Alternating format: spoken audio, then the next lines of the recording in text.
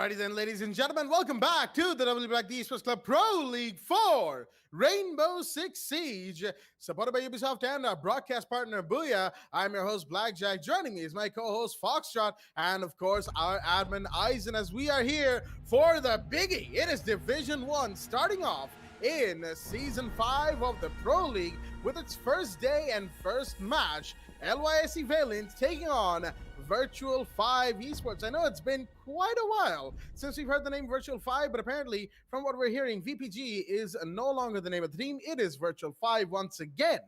And they're taking on LYSE Valiant. So it should be a very interesting match to start us off for the day. Let us join the players live on the map of Cafe Dostoyevsky in the middle of the ban phase itself, as this exciting match is about to get underway with a Thatcher ban coming out from the side of V5. Not really surprising right there, V5 banning the Thatcher. It is Cafe after all. But then you have the Ash ban coming out from Valiant. Interesting decision right there. Ash being the ban of choice from their side. They're the ones on the attack after all. Mira will be banned as well. That's Valiant's bans taken care of nice and quickly. But I have to say, the Ash ban, not something we were expecting, but given the number of breach charges, i.e. soft breach, utility she brings, and the amount of utility clearance she can do, not a bad idea as well. And the fact that Ash also happens to be one of the most notorious attackers in the entire lineup of Rainbow Six. So, you know, I can kind of get it, but at the same time, if it's a targeted ban, then we'll have to look into who it could potentially be and who it could not. Wamai was the last ban coming out from the side of Virtual 5. Speaking of whom, let's have a look at both the rosters that are here in the lobby for us today. From the side of Valiance, we've got Kingslayer, Flickshutter, Invalid, Calculator, and Kellen. And from the side of Virtual 5, we've got Your Average R6S player Shrisha, Nostalgia, Exter, Kurosaki, and Nippon. Third floor bar and cocktail lounge will be the side of choice, as I've kept the man for the mic long enough. Foxy, how do you do on this fine evening? I feel amazing. First things first, I'm very energetic coming into this match. Of course, I'm sure it's going to take everything that is in me to come out into Division 2 and just watch these amazing teams play with each other. Right now, the teams in hand, especially these two, like Valiance and Virtual 5, it's most definitely something that I've always come around to admire about them. And of course, being at the top of the game right now here in Division 1, it is of course so much pressure on both these teams that we'll be seeing them relieve a little bit. I think, at least for now, we'll be seeing them make that to and fro a little bit of it, at least for now. Your average R6 player Shrisha will be running the maestro, very trusty operator, you know, when it comes to somebody like Shrisha having his hands on them. We've seen him come out with better plays than before, especially on ops like these. We've seen him come out with multiple flex plays as well, now that you think about it. Honestly, I'm not getting to see anything different in terms of what the operator rules look like. Calculated though, on the side of Lies Valiance, it's most definitely been an interesting insight to what I've seen the man do, just coming out from Team Heat and now into LYSC Valiance. And just so you guys know, before he happened to join Team Heat, I happened to be a former teammate with him. So coming off of that experience, just that little personal insight as to what I have about this player, it is going to be an interesting thing that I will get to see and just keep my eyes on him. He's running the sledge right now. I don't really blame him. He's come out with a soft breach. That's what you'd like to see as well. Cafe, a map that demands a lot of soft breach, and those nades, always helpful. Flickshutter, meanwhile, on the Ying, looks like we might see a little bit of a flash and push technique come out from their side, because obviously this dark area that we see the Goyo holding down right now, that is of course Kurosaki, will be the one a little difficult to control, a little difficult to clear. Maybe they might even lose a lot of wait a minute, this just looks like a rush. This might just be it. Look at this, everybody in the side of Skylight. We've got drone works coming in and the Yink and Dellas are out. Yes, it is, people. The flashes and everything. This is it. The utility dump is here and the rush is on into play. You don't see them coming in for it. Oh, they will. Flickshot are already sticking the plant. The defense does not know this. It's happening. The plant is off. Or it won't be. Nippon gets a refrag. A calculator to shut down one. A calculator on the double calculator. Trying to get the third one. That'll be Kingslayer. The plant is off. It's a post plant. 3 versus 2. They're still looking to make the fight. External Nostalgia, the only ones left alive. Kingslayer trying to hold one of them off. But that's, of course, the Jaeger. You still got a whole lot to cut through. 20 seconds and counting now. Nostalgia going around for the full rotate. Extra almost finding the head of the sledge over there. Calculated playing this a little more intellectually, not wanting to take that fight. Flickshutter just noting one of the defenders. Does not want to go for the fight. Playing this very wisely. The attackers, they're just holding this onto them. playing this on the time, gets one frag. That'll be flick shot to shut down Nostalgia. It's all on the Exter. Will he get that? Will he get this 1v3? Does not look like it. There's no time left for the man. And that was a play from LYC Valiance, people. This is what I talk about. They seem very quick with what they want to be doing, very quick with what they want, with the read that they came into, and that was one hell of a round to witness, at least in the start of the match, a beautiful attack round. We'll be taking a quick look at that instant replay and coming back to round 2. The side is going to be Bar and Cocktail Lounge once again, and I think the defense will have to reconsider their actions. Talk about a way to set the momentum for the entire game right there. Valiant wasting absolutely no time in taking Virtual 5 off guard, and boy, did they push in and make that round their own. The flash and dash with the diffuser plant in the middle of the site. Well done, all things considered. Good hold from Skylight, good hold inside the side as well, with the Ying pretty much stationed in there to make sure that there will be absolutely no issues at all from Valiance's attack perspective. Unfortunately, it was very obvious that V5 were not expecting Valiance to start off a match by rushing into side the way they did. Getting caught off guard like that, they're going to have to try and avoid that, which means preparing, getting the prep phase of work done as soon as possible, hopefully within the 45 seconds. That is, of course, the prep phase confinement, if not at least within 10 seconds of action phases beginning, because, you know, you want to avoid getting caught off like that by Valiance again. Although, given that this is, of course, LYC Valiance, a team that is very much averse to going for those rush plays, there's a good chance we might not see any more of those, at least for the time being, and at least this round. I don't think we will. No Ying coming in as well from Valiance. That's a bit of a sign that they're not going to go for that rush play yet again. They have the Twitch, of course, Kingslayer this time manning the F2 and those shock drones. And Calculated, just like Foxy said, you know, bringing in the essential soft breach when it comes to Cafe Dostoyevsky, especially now that you consider the Ash ban, which is in any case, right? Say the Ash brings in the Claymore, that's still three breaching rounds that she can bring. Plenty of soft breach, if you ask me. And then if you're one of those kinds of Ash players, you can have 3 breach charges along with her 3 breaching rounds. That's that's a lot of area covered. But we've got flashbangs coming in along with Calculator trying to throw a grenade in towards the bathroom area. From the looks of it, he's going to cook it nice and long and throws it in. Is that going to find anything? I don't think so. But Kozaki's taking a ton of damage. He's taking even more. Looks like a Vulcan shield popped right in front of him that he wasn't looking for. And oh boy, he's now solo on HP. So is Nostalgia, who's peeking that white stairs door all the way down on first floor. 2 different angles and 2 different, very similar results actually for the side of V5 Valiance. Fairly impressive first impression on this round, but unfortunately, you know, it could have been a little better had they secured either one of those kills. Nostalgia going down would have been huge, because in the late rounds, especially as a Valkyrie, he can influence the outcome significantly. Same with Kurosaki, because of course he's the Goyo, the Vector, and the C4. Again, things that can influence a round in its later stages quite significantly. And he's still playing Pixel as well with an ADS in hand. He's trying to make a bit of a getaway. He will be successful for the time being, wasting time, taking it away from the attackers. He'll finally go down. The good shot by Calculated. And that will be the first V5 defender to be shut down. They've got to be careful of White Corridor. Calculated. He's the one pushing in that general direction. Sees the shield inside a cold room. Can't get anything off of that. And a C4 gets popped from below. That was probably Nostalgia's. Unfortunately, didn't quite find anything. Now it's all going to be down to these last 4 defenders making their last stand inside a site at the 40-second mark. Just the way this looks like, it might be a attacker favored round, but still got time. 30 seconds. That's very less time to work with, honestly. Calculated, trying to do as much work as he can on the solo mission for himself. A nade comes out. Is this the best of things to be doing? Oh yes, it will be. He does spot the smoke, but he's run out of bullets. He's reloading on his face. SMG 11 in hand, but cannot get out of here. Calculated. My man is so confused. They still walk away with that. 15 seconds. The plant is not down yet, people. 4 versus 4 back into effect. Extra gets a double. That'll be the shutdown that he needed. He gets a triple. In fact, your average R6 player, meanwhile, will pick up on the flick shot, and that's a cleanup, people. No time left for the side of the attackers to make the push on the side. It was a little embarrassing with the sledge what happened there, but hey, it's still a defensive round that they'll be able to take very gladly. So, and I think coming into this little area that we just got to find the side of Lies Valiance in, it was most definitely a bizarre situation. As we happen to take a look right now at the instant replay, with very less time left, they did not have enough groundwork done. Even getting the first frag was not enough. A 5 versus 4 could have worked if they possibly had a little more time to work with themselves. And that little push from the side of the bathrooms into the freezer just completely was, that was that was completely butchered. Let's be honest here. Calculated did not make a very calculated decision over there. Just could not switch to his SMG 11 fast enough.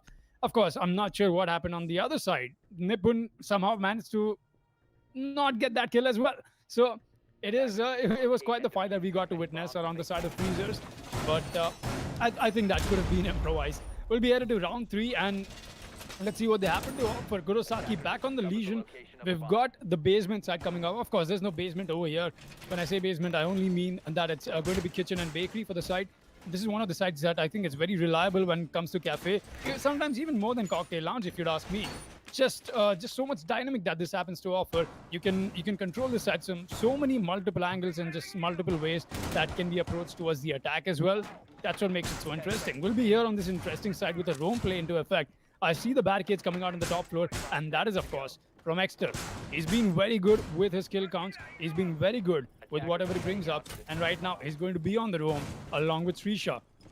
There's two-man roam. It's a very good hold. We've seen stuff like this come out before as well. Some late reinforcement coming into the side of Freezer. It's not the best of things to be doing. And Nippon. All right, there we go. Unknown gamer. It's not the most known of places to be for a smoke. I think he's just getting some soft reach and destruction done for his teammates. Don't really blame him. You need that shotgun for yourselves. It does happen to be a very powerful gun itself. That reconstruction becomes all the while more easier. Drone works coming in the beginning of this action phase. And wait a minute, Killen. He's already made his way in. Wait, hold on a second. I did not get to put my eyes onto Killen for a second there with the beginning of this match. I just happened to notice we still have Killen in the lobby with round 3 underway. Killen does come out to be one of these players where I always like to have my eyes upon. It's somehow comes out to be a very, very dauntless player.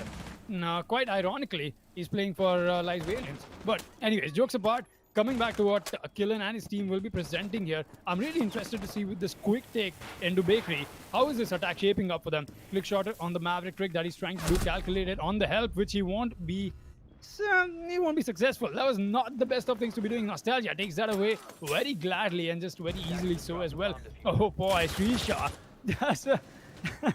Does a number on flick shot. That was very unfortunate for the Maverick. Not the best of places just to go crawling and get that wall open. In fact, the wall won't be open either. Killen does get the refrag, but right now is the question. A 3 versus 4, how are they going to convert this into a possible victory with a minute left? The main issue being that Bakery has not been opened at all. Prep Room can be opened all they want, but they still have Nippon from above holding a vertical angle. The smoke, thanks to those shotgun destructions that he brought out earlier.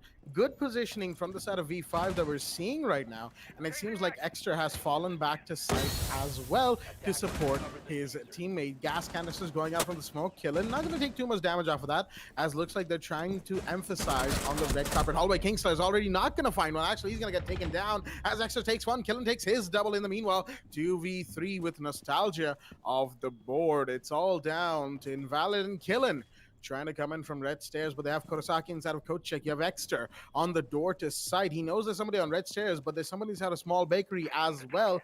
The only issue for these two attackers is that there's no easy line of entry into site, no line of sight per se as well, but Killen will still not give up. He's gonna find Exter, go through so many goo mines, and then get taken out by the Legion himself. Kurosaki takes that, and now it's all down to Invalid. Last man standing. Seems like he's inside his sight, but he does not have the diffuser, and both defenders are wise to where his location is, and Nippon will be the one to finish him off. Invalid will fall as LYSC Valiant seem like they have been read into.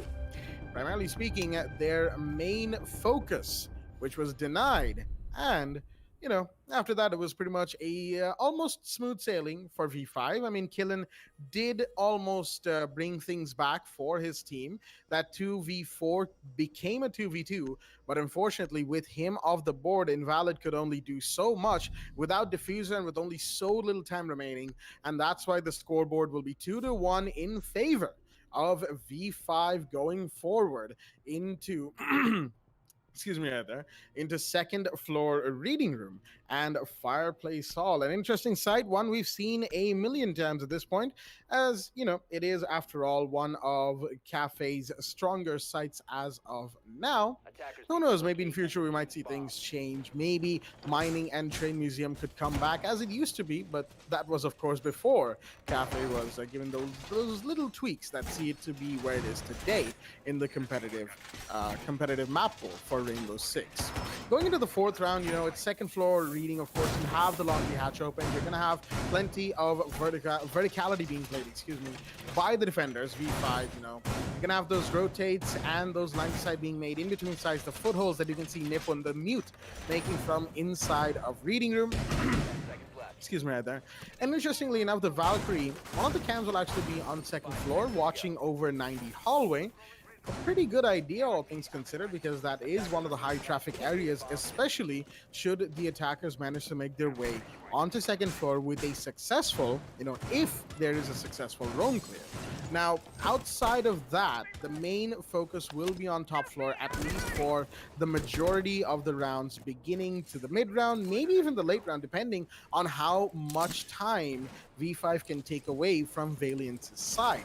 It really depends on that single metric alone. If they drop a couple of bodies on top of that, well, all the better for them. It's the cherry on top. But time is what really matters. If Valiants can expedite their push and get things sorted as quickly as possible, then they'll be able to make the side push with a lot more time in hand, make things more efficient, and make less mistakes. The less time they have, the less time remains for them in a round, the less time they have to set things up and go for those plays, which will make rounds harder for them, and they'll be more liable to make more mistakes. But unfortunately, it seems like Extra is going to be the first one to go down, and that's your Jaeger taken care of by Killen. He's really wanting this round to go the way for his team, as was the last round, of course, and that's what you want to do as the flashbang will come in, burn the ADS, and the Gore Shield will be taken care of nice and quickly. They still have Kurosaki to deal with, mind you, on second floor, but Shrisha will go down. In the meanwhile, we have the repel peak coming in from Killen, but Kurosaki just about gets away. Shrisha, unfortunately, could not be so lucky, as now it's all down to those last three defenders, Nostalgia, Nippon, and Kurosaki, the Goyo who had to make a quick getaway. Many areas being held, vertical lines aside being established, Valiants with a good early to mid round. I have to agree with that, Blackjack. With a good early to mid round for the side of the attack right now. I think Valiants needed this kind of round with those two rounds that V5 did happen to take away from the Nostalgia. I think he spotted somebody. Yes, he has. The pings are coming in from his teammates, I believe. The pre-fight does not work, though. They still have a 5 versus 3 back into effect. Nostalgia, Nippon, and Kurosaki, the only ones left alive to do something out of this round and make this count for them. As of course, it is a defender favored map, so I see the side of V5 taking this a little more seriously than they usually would. Of course, this side does come out to be a little unorthodox than what you usually get to see. Let's see what happens. Nippon still alive and kicking, tries to come out of the C4 himself, and maybe a shot. No, he won't be able to convert that. That cleanup will come, and look at that Kingslayer just taking his time to take out the shotgun and finish that off. That will be Nippon taken down. Nostalgia and Kurosaki are 2 versus 5, not looking good. Flickshotter gets the plan down, which he is right now. Meanwhile, Calculated does get the frag onto Kurosaki. Nostalgia still trying to kick this back into a possible clutch, which he won't be able to. Kingslayer does the job. That's the cleanup once again from the side of the attack. Lies Valiants, excuse me there. Does happen to come down to multiple confusions as to how I'm supposed to pronounce their first name. But hey, Lies Valiants coming in with a very good attacking round once again. And just the way I happen to look at it, getting these rounds on board from the side of Valiants will be, in fact, the thing that they want to be doing right now. Of course, with them being on attack, Cafe happens to favor the side of the defense. When they happen to go into the second half and switch the sides, they'll be on the other side of this role, and that's when they'll be able to take advantage of a moment like that. Even walking into round 7 with a 3-3 scoreline, I would say it still would be in the favor of Valiants, but I think right now, coming in from the side of the defense, they are trying to stop this. They're just trying to stop this kind of aggression. I wouldn't expect less from the side of V5. Underway with the next round, that is of course round 5. 2 rounds before roll swap comes into play, we'll be seeing the reattempt on the side come out. All right, this is something I did not expect to see, because usually you don't see teams go back to a site like this. It does come out with so many things that you've got to take care of, just multiple variables in this side. Especially you've got the top floor roam coming in, and multiple ways that this can be challenged as to how the attackers decide to push it. Lies Valiance, I think they've got a very clear idea as to how they want to be taking this right now. They made a good attacking round come into place in the last round, at least. Very well isolated defenders, and they just took them out one by one. That's what I think. When you happen to judge how attack round is going, I think that does happen to serve as a premise for where you want to take them away from and rate that performance. And I would say Valiance really outdid themselves in the last round. We'll be underway with this round. Like I said, the action phase is here as well. Once again, we're getting to see Nippon running the mute and not the smoke.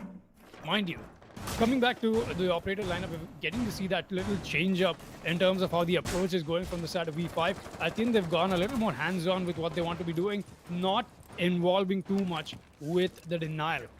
I wouldn't really blame them. It is coming down to them staying alive, which they are not able to. It is not even boiling down to a possible plan going down for the side of Valiance, because that's how early they are dropping the bodies from the side of the defense. So that's my real question right now. Once we happen to go ahead into this match, we will see that little change up, and just as I was talking about the little operator change up from the side of the defense, we've got that little change up from the side of the offense as well. Of course, Valiance have brought in the Finker. I'm sure everybody's eyes over on that operator. Flickshotter will be the man running it. I'm not sure what purpose that will be serving, but I think that is, of course, for the Yellow Mines. Kurosaki getting the kill on the Kingslayer. That'll be a Twitch taken off. Where did he find him? Not sure. Did he happen to wander away solo inside that little area? Flickshotter trying to prep his nade right now. And this is in fact the good thing about Finka. You've got your nade as well, and you've got more than it. Kingslayer dropping an XD in the chat after dying. We'll see another one fall. Kill it will be the man who will get taken down, and Exter is the man who gets him down. We've still got a 3 versus 5 back into effect. A minute remaining. Anything could happen at this point, and that's what we're here to find out. That is indeed what we're here to see. As we got the grenades flying, at least they were flying towards Kurosaki's second Vulcan shield. There we go. It'll be taken care of nice and quickly, but not before the ADS captured one of the other grenades going that way. It seems like Calculated had to step in, use some of his utility. As the fire and the flames burn on the White Stairs landing, still not gonna find anybody. Kurosaki finds one, Trisha with another. As Calculated and Flickshutter will go down. And now, of course, you have the last man standing. Well, not standing anymore, kind of flying away into oblivion via the C4, exploding right at his feet. Nippon using the information coming his way to good effect. C4 goes out, and boom goes the dynamite, as they say, as Virtual 5 will take a round, put themselves onto the lead. 3-2 is the scoreline going into the 6th one, as we are headed to first floor kitchen service and kitchen cooking. Seems like the reattempt, with some adaptations on how the side of Valiance played the first reading room round, definitely helped the side of V5. They thought, all right, you know, these guys like to play aggressive on this and this spots, particularly that's where we died first. So let's make sure that we're not the ones who die first, that they are the ones who fall. And well, especially with Killen taken care of on that White Stairs window hole, that's actually a very crucial spot right now, primarily because White Stairs is a pretty high traffic area for both defenders and attackers when it comes to second floor and even third floor defenses. So if you have an attacker stationed on that window, rappelling, or on the ventilation unit outside on that little balcony platform area, then it makes things a whole lot harder for defenders to rotate through white corridor. There's always the risk of getting shot in the face by an attacker who is just waiting for you to go by that area, that direction. And that, unfortunately, was what, well, unfortunately for Valiance, that is, they were read into, as in Killen's position over there was read into by V5. In round 4, that's where Killen was for a majority of that initial early to mid-round push, making sure that absolutely nothing could go wrong, nobody could get any rotates through White Stairs. What happens in round 5? Exter peeks it, gets the kill, and falls back, knowing that White Stairs and White Stairs corridor has been made a little bit more safe, but no, speak of the man and he shall fall, as Calculated takes yeah, takes the initiative to find Exter first and foremost. Seems like there may have been a drone on that man's location unawares, and Exter will be going down. I like how this has been a bit of a trend for all the months that we've been casting the Pro League and the previous League 4, is that whenever we start talking about a particular player, if they play it smartly in the last round, he instantly dies. First things first in the next round. Exter will not be breaking any trends, at least in this round, ladies and gentlemen. He's going to be the first one to fall, and that's a pretty big early kill as well, because like I said, and like the previous round showed, he is a playmaker for V5, and with him gone, it's going to make things a whole lot harder. But I have to say, I kind of disagree with the use of the Hibana right there. You know, that hatch, while second floor control is good to have, the site is on first floor, so using excuse me, they're using some stars over there might not be the best idea of the world, best idea in the world, excuse me, given that Flickshotter is your only hard breacher, the Hibana being brought into play. Now, vertical lines of sight being used by V5 from down below, challenging the high ground, as Valiants are taking control of second floor slowly but surely, coming in, giving themselves the line of sight that is required here. As this take on the 2F is definitely quite interesting. It's taken them a little bit longer than probably expected to get here, primarily after that kill onto Exter.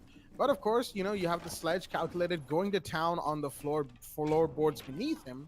Flickshotter, there's got to be apprehensive of anybody throwing a C4 and whatnot in his way. Could be Nostalgia, could be Shrisha, as Nippon holds that vertical line of sight. Nostalgia just prowling around Big Bakery, but Nippon will be the first one to get a kill. Shrisha chimes in, finding Killin as Invalid, and of course he will join Invalid in the afterlife. Shrisha, ooh, good angle right there. He's going to find one more, but Killin takes down Kurosaki, Kingsley, excuse me, takes down Kurosaki. As a bit of retaliation, 2v3 at the 30-second mark, and the Jackal find one more, not quite. Flickshotter trying to find somebody vertically. An unsuccessful attempt so far coming out from the Aliens. Not looking too good, as Nostalgia will find the Hibana completely unawares on red stairs. Flickshotter probably should have looked to his right instead of looking towards the site rotate right there. Then again, can't really blame the man, as the Jackal will be seen, and Nostalgia will straight up clip his head straight off his shoulders. That's V5 taking one more round. First floor kitchen really seemed to be their best one in this first half, if you will, as they will be 4-2 up going into the halfway point of this match, i.e. round 7 roll swap. Now is where the real game begins, ladies and gentlemen, because V5 are going to be on the attack. Valiants will be on the defense on Cafe. Valiants have quite a bit to make up for, given that they're 2 for down, while Virtual 5 are 3 rounds away from the victory. Can they secure it? Let's find out as round 7 goes underway. That was one hell of a first half coming in from the side of both these teams. But as we happen to talk about this, going into the second half is going to be a little tricky.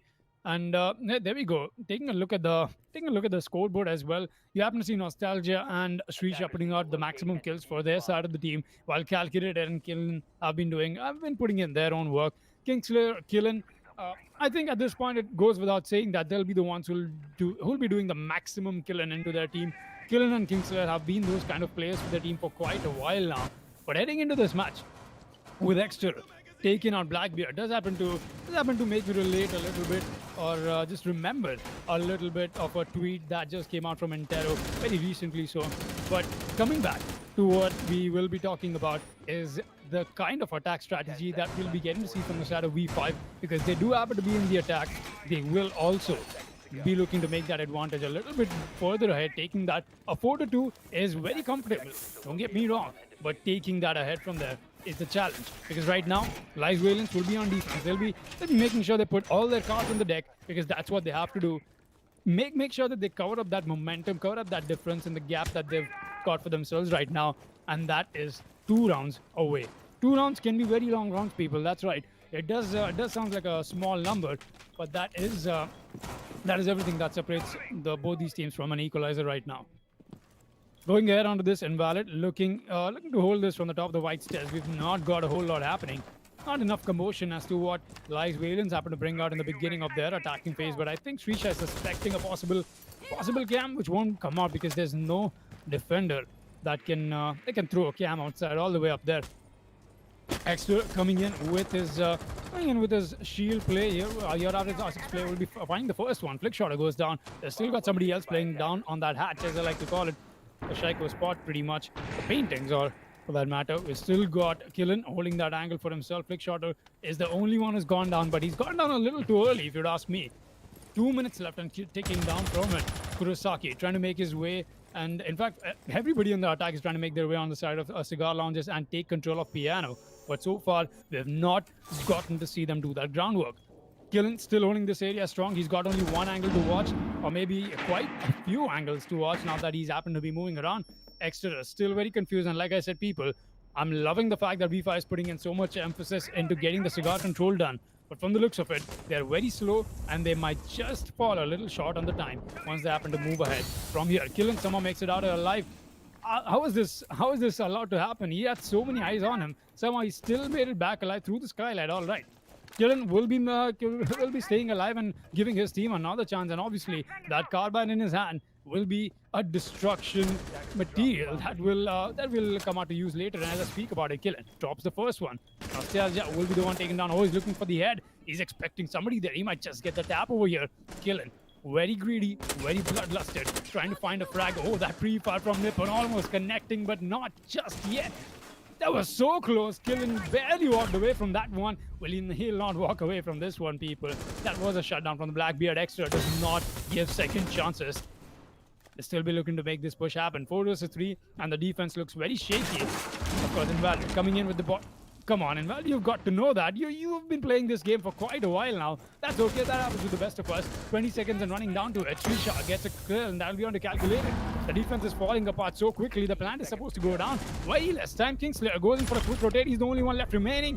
He won't be remaining for long. Kurosaki does the job. The Zofia comes around the corner, and that will be Virtual 5. Getting this round on board. What an attack, Blackjack. I've got to tell this. I did not expect this coming out from them. Even with the Wayans happening to start off on the side of the defense with round 7 into effect, I was expecting them to at least put the first round on board, knowing how widely we happen to see Bar and Cocktail Lounge being played again and again. It's just become pretty much of a routine that I did not see them break, which they did. Very good and very well played from the side of V5. We'll be looking to see if they'll be able to get match point onto round 8 or not. The site is going to be once again Bar and Cocktail Lounges.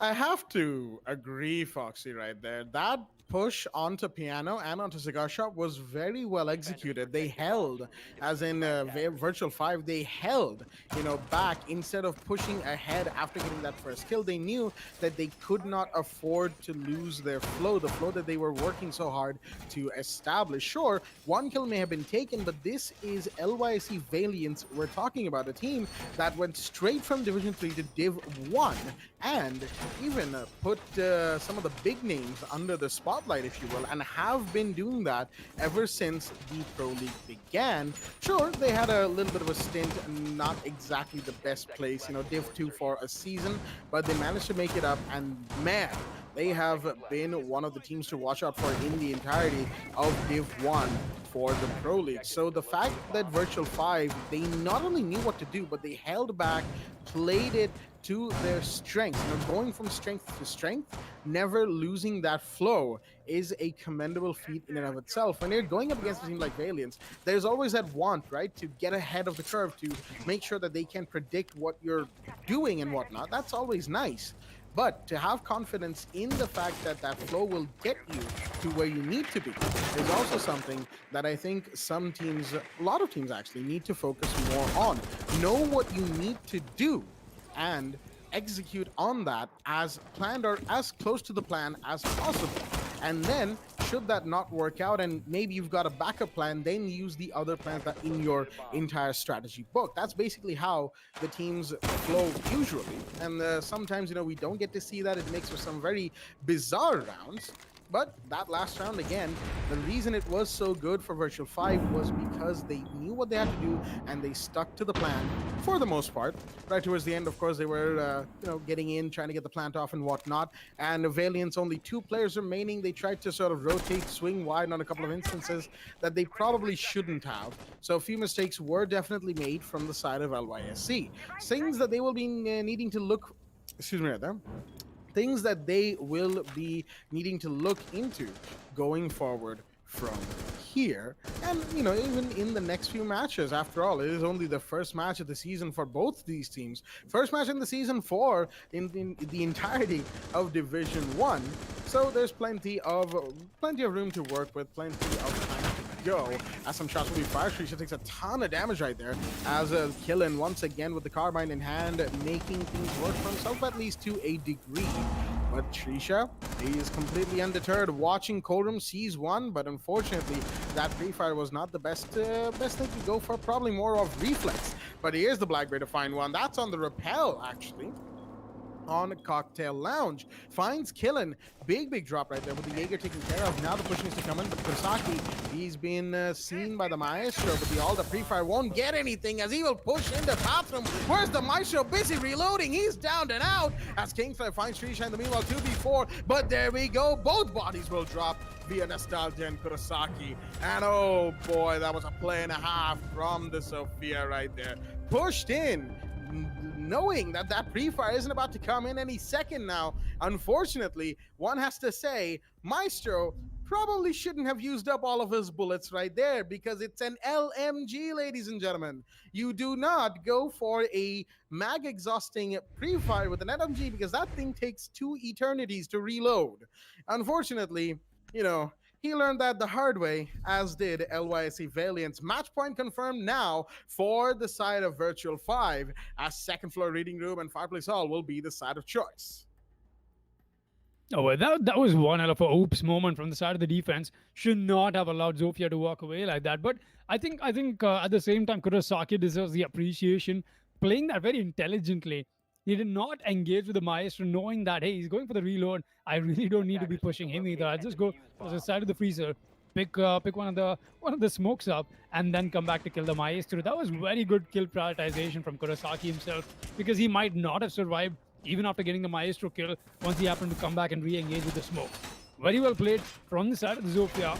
Single-handedly, he has put Virtual 5 on match point. I think something that is going out here without saying, of course, is the fact that the amount of work that Exeter is putting in with his presence as the Blackbeard around the map, I think he's being a very huge factor into controlling how the defenders are moving around. We see him always rappelling around the area, or always rappelling around the site, and just the way this happens to go ahead, it is most definitely something very interesting. Look at that, 7 kills for everybody on the side of V5 except for Nippon. That's okay. Unknown Gamer today will not be having the best of kill days, but that's okay. He's come out to provide moral support for his team, and 5 frags is very good, knowing that his team is playing so well. 6-2 is, of course, the evidence of how amazing Virtual 5 has come out to play today, man. I've got to tell this. Lies Valiants did start off with so much confidence. We saw them take the first round. Very well done. The Ying play came in from them, right? So that was just a good read, and that's just it. They were only able to read a little bit into what they were trying to do, and nothing more than that. But for some reason, my feed has stopped. If I could just come around to rejoin this and take a look at. All right, yeah. I think we're gonna have some technical difficulties from Foxy's end right there, so we'll get that sorted nice and quickly, people.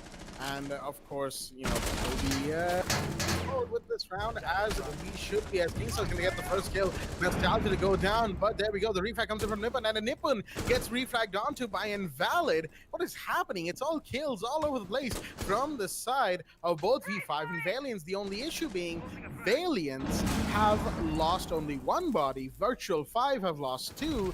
They've lost both Nostalgia and Nippon, and now they're gonna lose Shrisha as Invalid comes in to take another one, and a beautiful shot by him. Again, a triple kill, as it's all now down to the Blackbeard. Last man standing. Extra finds Calculated, as he has been left as the single person who can make this clutch happen.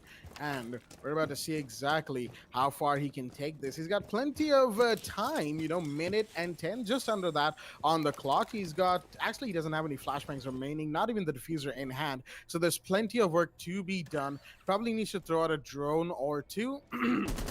excuse me, rather, probably needs to throw a drone or two out to give himself some intel should his teammates, well, there we go. The drone will go out, but unfortunately went right into the waiting arms of Invalid, as he will take care of that nice and quickly. And now it's all down to this last player. Oh boy, Exter, I do not envy his position right now. He's spotted from all over the map, and killing from the Pillars hallway will make quick work of the Blackbeard. And that, ladies and gentlemen, is going to be Valiance taking a round for themselves. Much needed, even if it is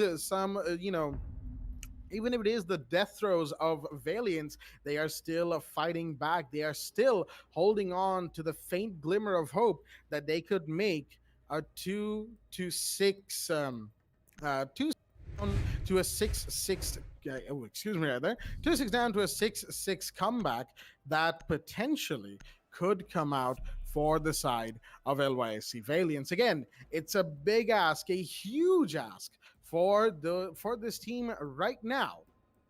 But V5, they definitely will probably not allow that to happen. Then again, you never really know when it comes to Division 1. Anything could really happen for any team in any situation. That is merely how competitive Rainbow Six is.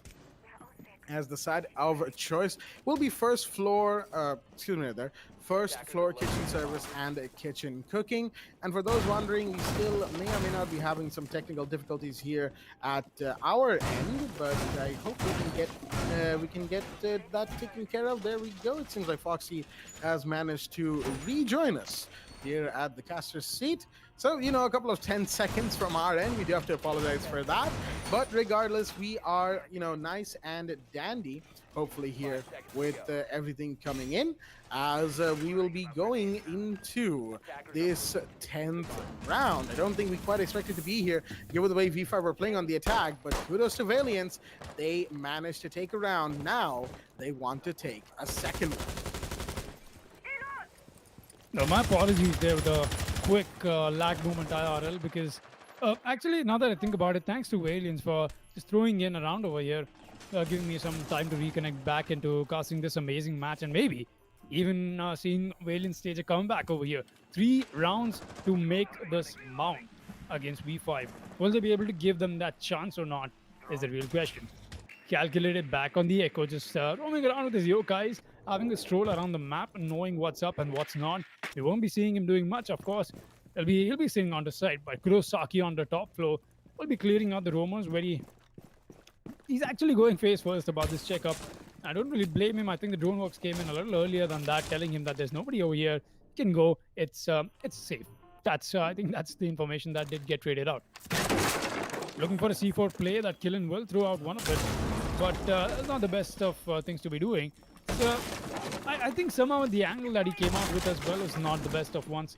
But then again, it is Killen. I wouldn't really like to doubt what he's trying to pull off. I've seen him come out with some really amazing stuff in the past.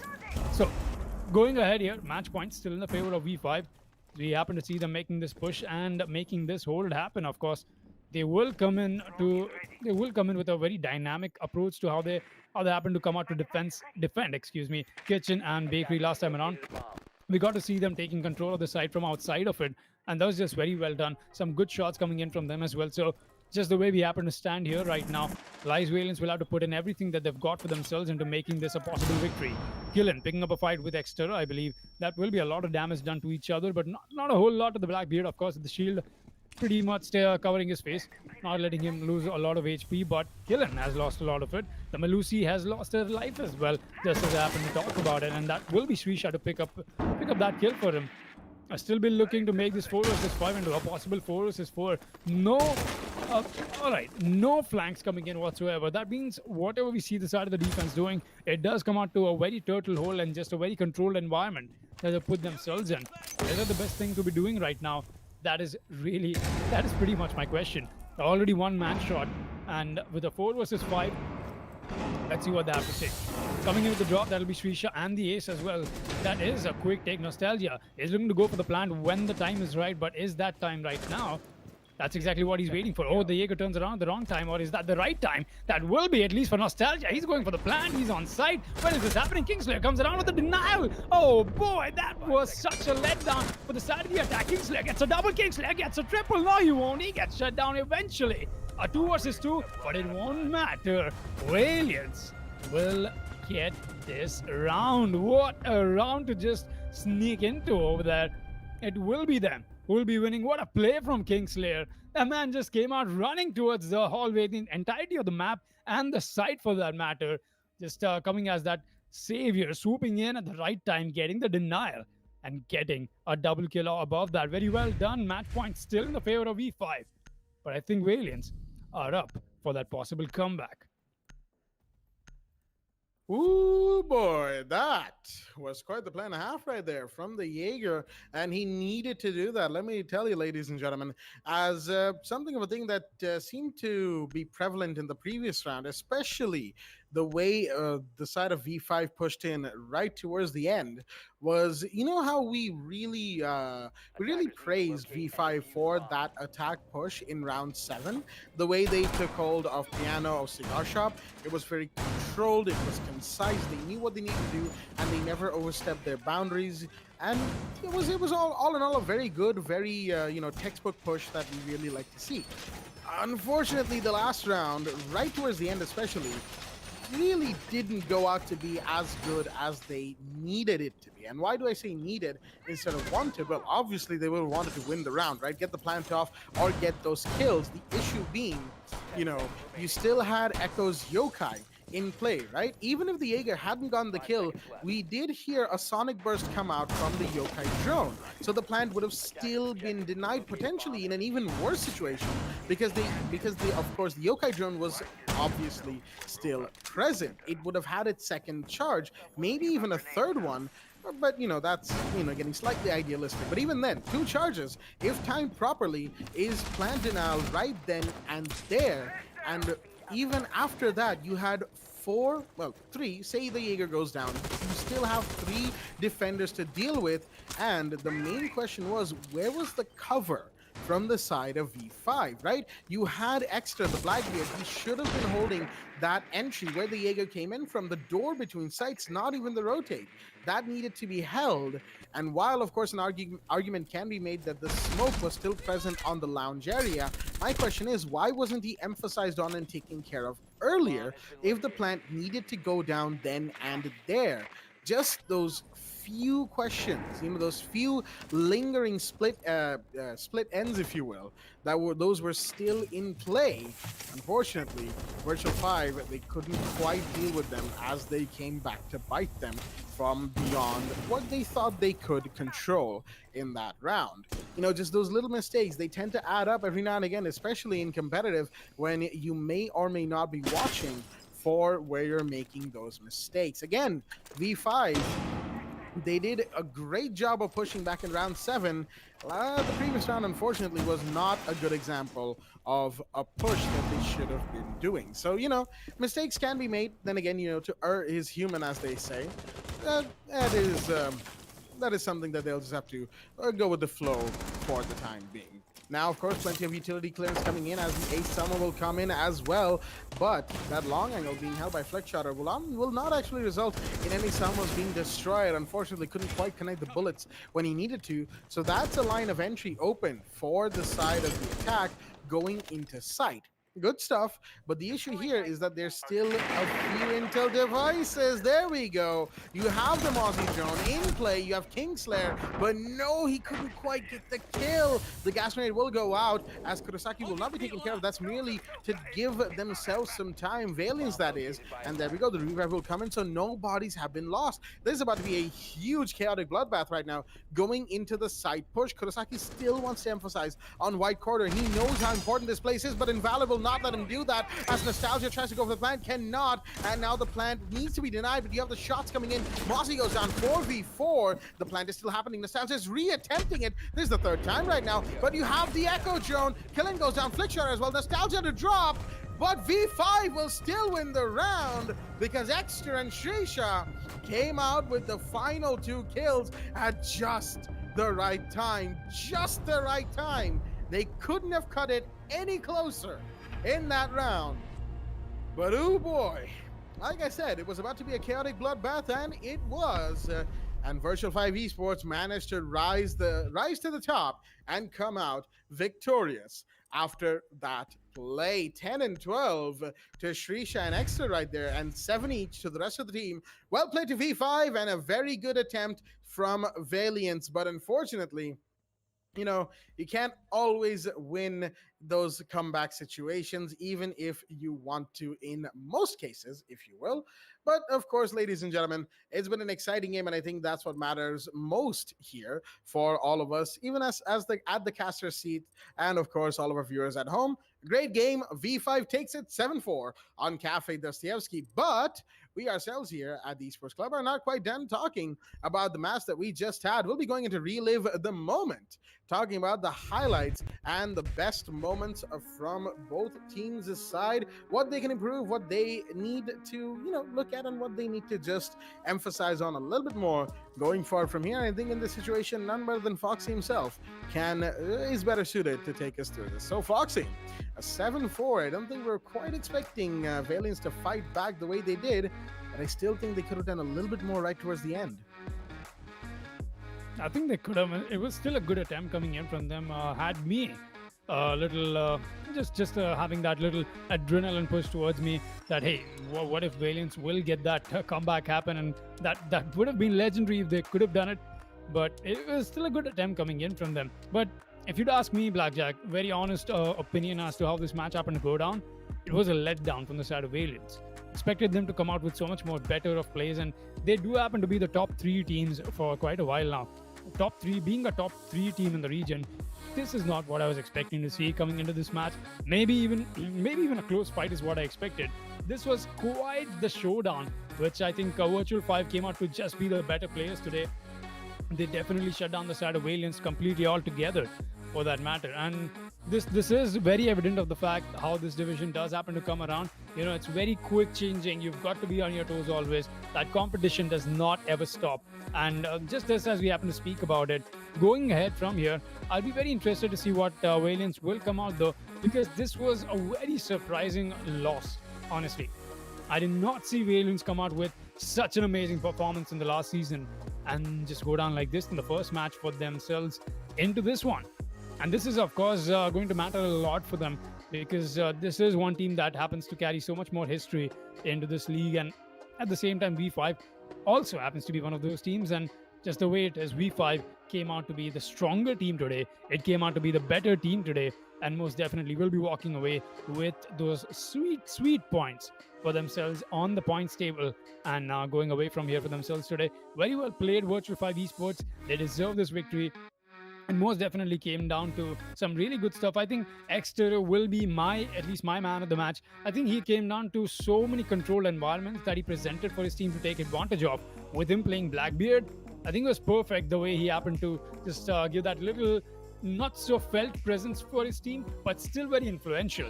Kingslayer, this play that we happen to see on our screens right now, I think this was one hell of a play that he just tried to make, and he did as well. Still, just like Blackjack happened to shed some light on it, that it still would have been around for the side of the defense to win, because we still saw the yokais into play. But nevertheless, it was Kingslayer's highlight moment, which he took away very gladly. So, and this last round was just all the while a little awkward, but I think I'll take it. And that's my 2 cents on the match we just witnessed.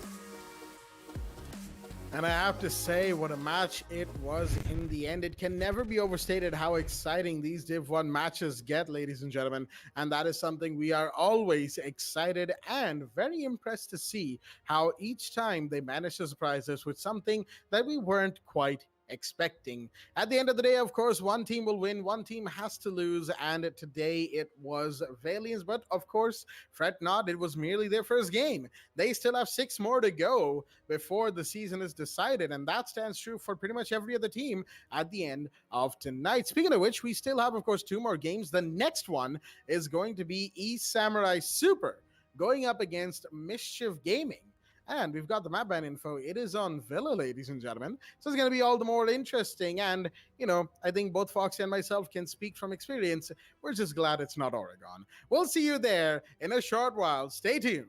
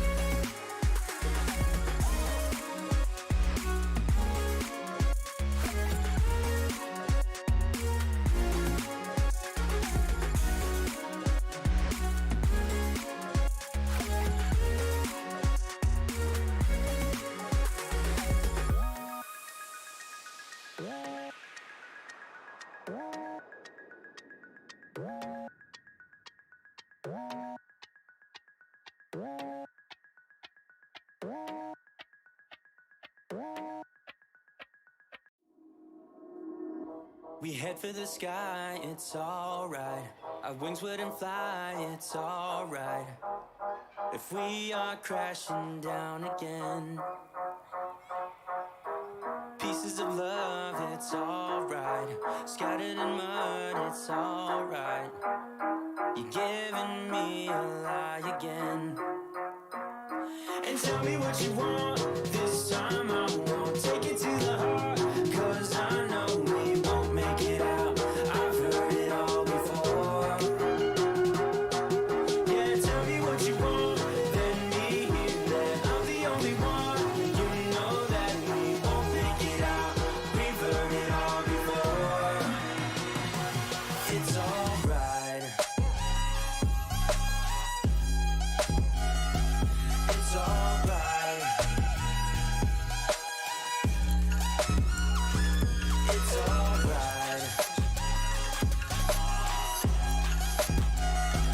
It's alright. It's alright, so let's move on. It's alright, so let's move on. It's alright, so let's move on. It's alright, so let's move on. It's alright, so let's move on. It's alright, so let's move on. It's alright, so let's move on. It's alright, so let's move on. We head for the sky, it's alright. Our wings wouldn't fly, it's alright. If we are crashing down again, pieces of love, it's alright. Scattered in mud, it's alright. You're giving me a lie again. And tell me what you want, this time I won't take it to the heart, 'cause I know we won't make it out. I've heard it all before. Yeah, tell me what you want, let me hear that I'm the only one. You know that we won't make it out. We've heard it all before. It's alright. Hey. It's alright.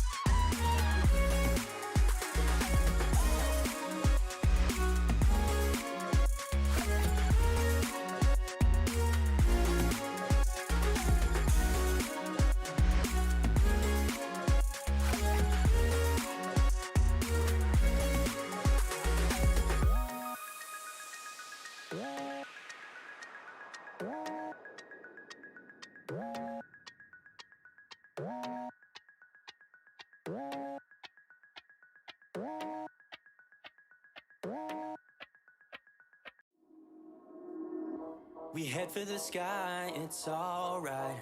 Our wings wouldn't fly, it's alright. If we are crashing down again, pieces of love, it's alright.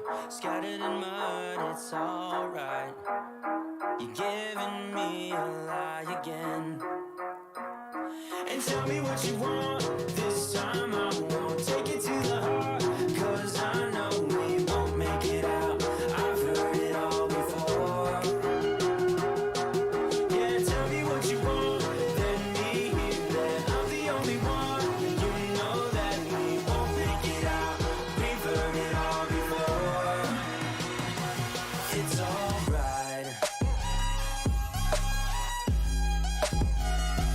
It's alright. It's alright. It's alright.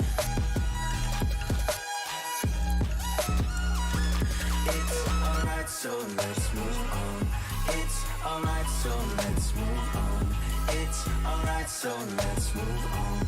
It's alright, so let's move on. It's alright, so let's move on. It's alright, so let's move on. It's alright, so let's move on. It's alright, so let's move on.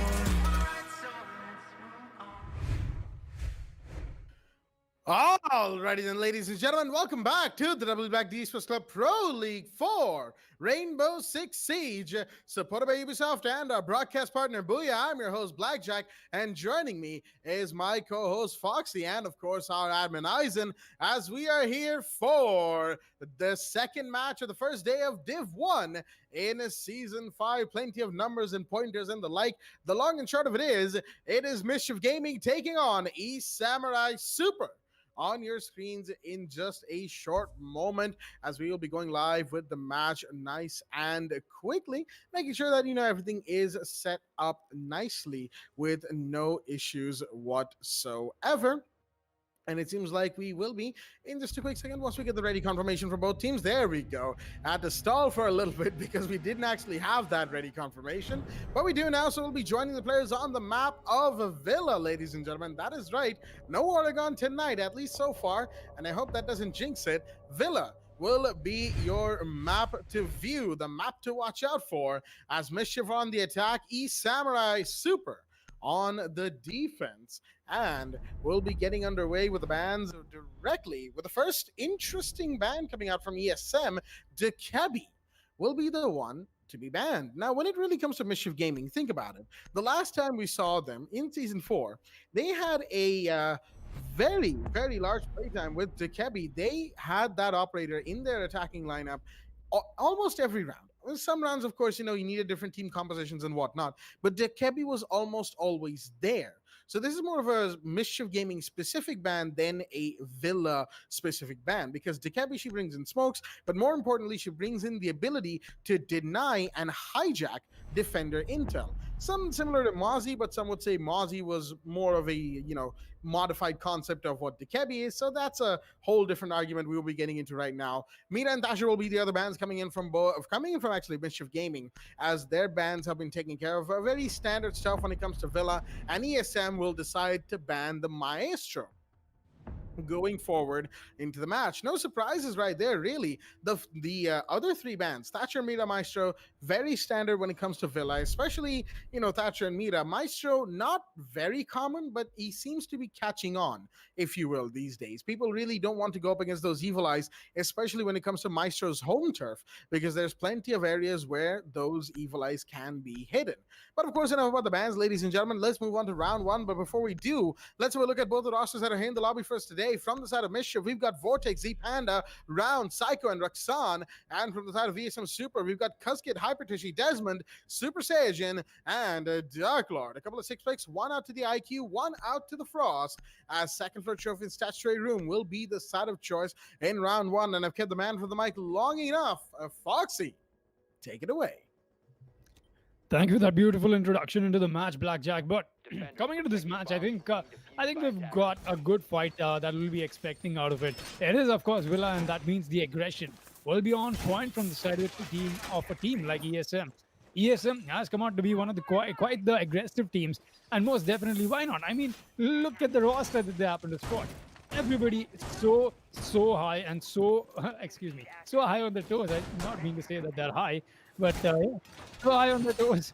Very, very aggressive. They like to pick fights and they like to win them. This will come out to be an interesting fight.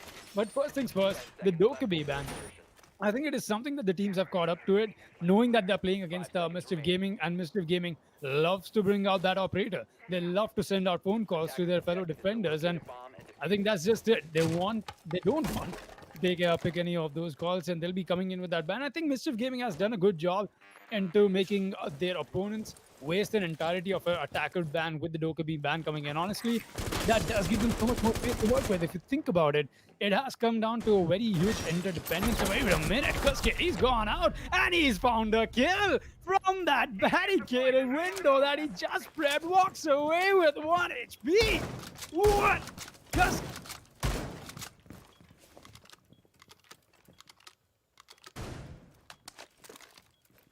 I think in excitement, Foxy seems to have, I think he absolutely ripped out his own All cable right. right there. Yep. Oh, yeah. There we go. We can hear you, Foxy. I think in the Excuse excitement me. of that run out, you seem to have pulled out the cable of I your did. mic I right actually did, Blackjack. That excitement, that was quite the play, man. I did not see him walk away. I could not see him do that. I just did not expect him to do that either. And well, here we are with an overexcited Fox that just pulled out his cable and reconnected it back. But I hope trying to adjust to my adjustments. I guess that's just it. We'll be going ahead from here. Hypothesis. Still looking. Yeah, it seems as if Foxy's mic is, misbehaving today. I'm not sure if it's the earlier, pull-out issue or whatever. It may or may not have even gone to speakers right there. We could hear ourselves before Foxy muted his mic. It's a little bit of an unfortunate issue right there, technical difficulties and whatnot. We'll get that sorted, ladies and gentlemen. Worry not. Until then, y'all are stuck with me nice and quickly as we move to the minute mark. And so far, Z Panda being the only loss from the side of Mischief Gaming. Good on them, but there we go. The refrag and a much-needed long-coming refrag will come in onto Roxana. Hypertension has been down in the meanwhile. Inside the sight seems to have been from Astronomy. Vortex is going to fall in, clean up onto the downed one, and get Desmond in the bargain. Suddenly it's a 4v2 all down to Saiyajin, and who's going to find that? Ash taken care of the board. Good stuff from Super Saiyajin right there, but of course you have to be careful as Psycho's right there. The breaches will be coming in. The Selma breaches nice and quickly from the ace. As Sledge, oh boy, he does know that the Sledge is there, but Sledge does not know he's there. That'll be a kill confirmed, making it 2v2 all of a sudden. Round and Psycho are now the only ones remaining. They need to make this round their own, but no! The Nomad will go down, but Psycho comes in to clean up on the last two, even when all the chips are stacked against her. She's still gonna get the round in her favor, and apparently you can shoot through that chair in Astronomy. I did not actually know that. Well, that's a good lesson to learn as we move into the 1-0 situation going into round two. As the very first round goes the way of Mischief Gaming, a little bit, not actually a little bit, quite the clutch right there now that I think about it. But, we're kind of dealing with a few things here, so I can't exactly get myself all the way up, if you will. But it was a good clutch nonetheless from Psycho. Needed that in that final situation. As Mischief Gaming taking that first round on Villa after a bit of a struggle, I will say. We're going to be heading back to Trophy Statutory in round two from the side of East Samurai Super. That is true, and I hope I'm sounding all right, Yes, Blackjack. yes, you are absolutely audible, Foxy. Thank you. Lovely. That's good to hear. Yes, I think an overexcited Fox does happen to result in some disconnected wires. Excuse me. Coming back to round two, we've got a good performance coming in from Mischief Gaming despite the early aggression from Cascade. I think the answer back was quite serious and quite quick for Mischief Gaming to just make that round theirs. We're seeing a 1-0 scoreline at the beginning of the match, and that means the first round that they started off in this little excitement for themselves, the energy that they've set for themselves into the match is going to be interesting to see how that turns out to be as we happen to go ahead. Most definitely an amazing match that I'm looking forward from here, because I think more importantly, it's the rosters that come out, right? These players, I think that's what happens to draw the maximum attention, at least for me, and just the way it is. It's going to be quite the match and quite the first round, honestly, if you think about it. Rakusan, he's come out with the sledge play, already making his way from the side of Pantry, I believe. Cascade on site, reconstructions are happening. Hypertoshi is also accompanying him. I guess he does not like the globe too much. Won't really blame him. That's okay. Just happens to get that out of the way. He happens to make some little space for himself. Vortex already inside the map. He's watching for a possible flank or just a possible location that a defender could be playing on. We've seen multiple defenders come out to play at the bottom of the basement, pretty much. Honestly, that's very standard. But I don't think we're getting to see that from the side of ESM this time around. They've been very aggressive with what they like to play. But hey, right now it is still a very slow start. Just not enough commotion happening. Not on site, not away from it. It is of course a turtle hole, but I think Dark Lord might be onto something. With the long rotate coming in from him, that is of course the Valkyrie, the MPX in hand. It will be an interesting sight to witness how exactly he happens to turn out to be influential for his team. Going ahead from here, Desmond holding this down from the 90 hallway. We've got Hyperdishi coming in with the angles that he's got for himself through the floorboards. All right, that's a lot of work being put in here. Let's be honest, but nothing happening. 5 versus 5, no fights taken, none of them even. In fact, we've not even got a fight taken remotely from the site or away from it either. So just the way it is quite the silent and just a peaceful and a patient round. But you know exactly what this means. These rounds that they start off so quietly turn out to be a massacre, just a stampede going towards the end of it, and that bloodbath is what I'm here to witness. The ADS eating away Raksan's nade won't be the best of things to be doing. He'll be very sad about it, but most definitely his team will be a little more sadder, I guess. Abidushi comes in with the C4 player himself, will not be able to connect to anything. There's still got some pre-fires. I hear them in distance, but no conversions yet, people. 40 seconds and ticking down to it. 10 people alive in the lobby. This is going to be a heated 30 seconds when we happen to get to it, which we will in just a wild round. Coming in the flashes, he wants to go in for the rappel, I guess. Vortex making the push from the side of the bathroom. He's got to play this well, he's got to play this right. Vortex taking so much damage also from that grenade. I think that came out from the gas canister, but Desmond was the first one to pick up for frag. That is, of course, your Jaeger. Psycho goes down. That's the first one. Second one follows, and Hyperdishi, what a connect. Vortex goes down to 2 versus 5. Make that a 1 versus 5. This was such a showdown from the side of ESM as they shut the entirety of Mischief Gaming down 1 by 1. A flawless round for the side of ESM Super. Let's be honest here. MIG played that really bad. Not even mincing my words here, because just the way it is, you see the attackers wasting so much time not doing any groundwork. No breaches done, no map control taken with only 40 seconds left. I think that result of the round was pretty well expected. We'll be taking a quick look at that in the instant replay and giving ESN the respect they deserve after the round that they just happened to play out. Very well played. 1-1, a quick and an early equalizer into this match is what they needed. We'll be headed to round 3, and the site is Aviator in Games Room. Oh boy, Mischief Gaming going from that first round to that second round definitely seemed to have lost a little bit of the coordination that they were boasting of, especially in the early rounds right there. Plenty of mistakes, not least of which, of course, was their utility clearance, i.e. those ADSs on that bedroom door.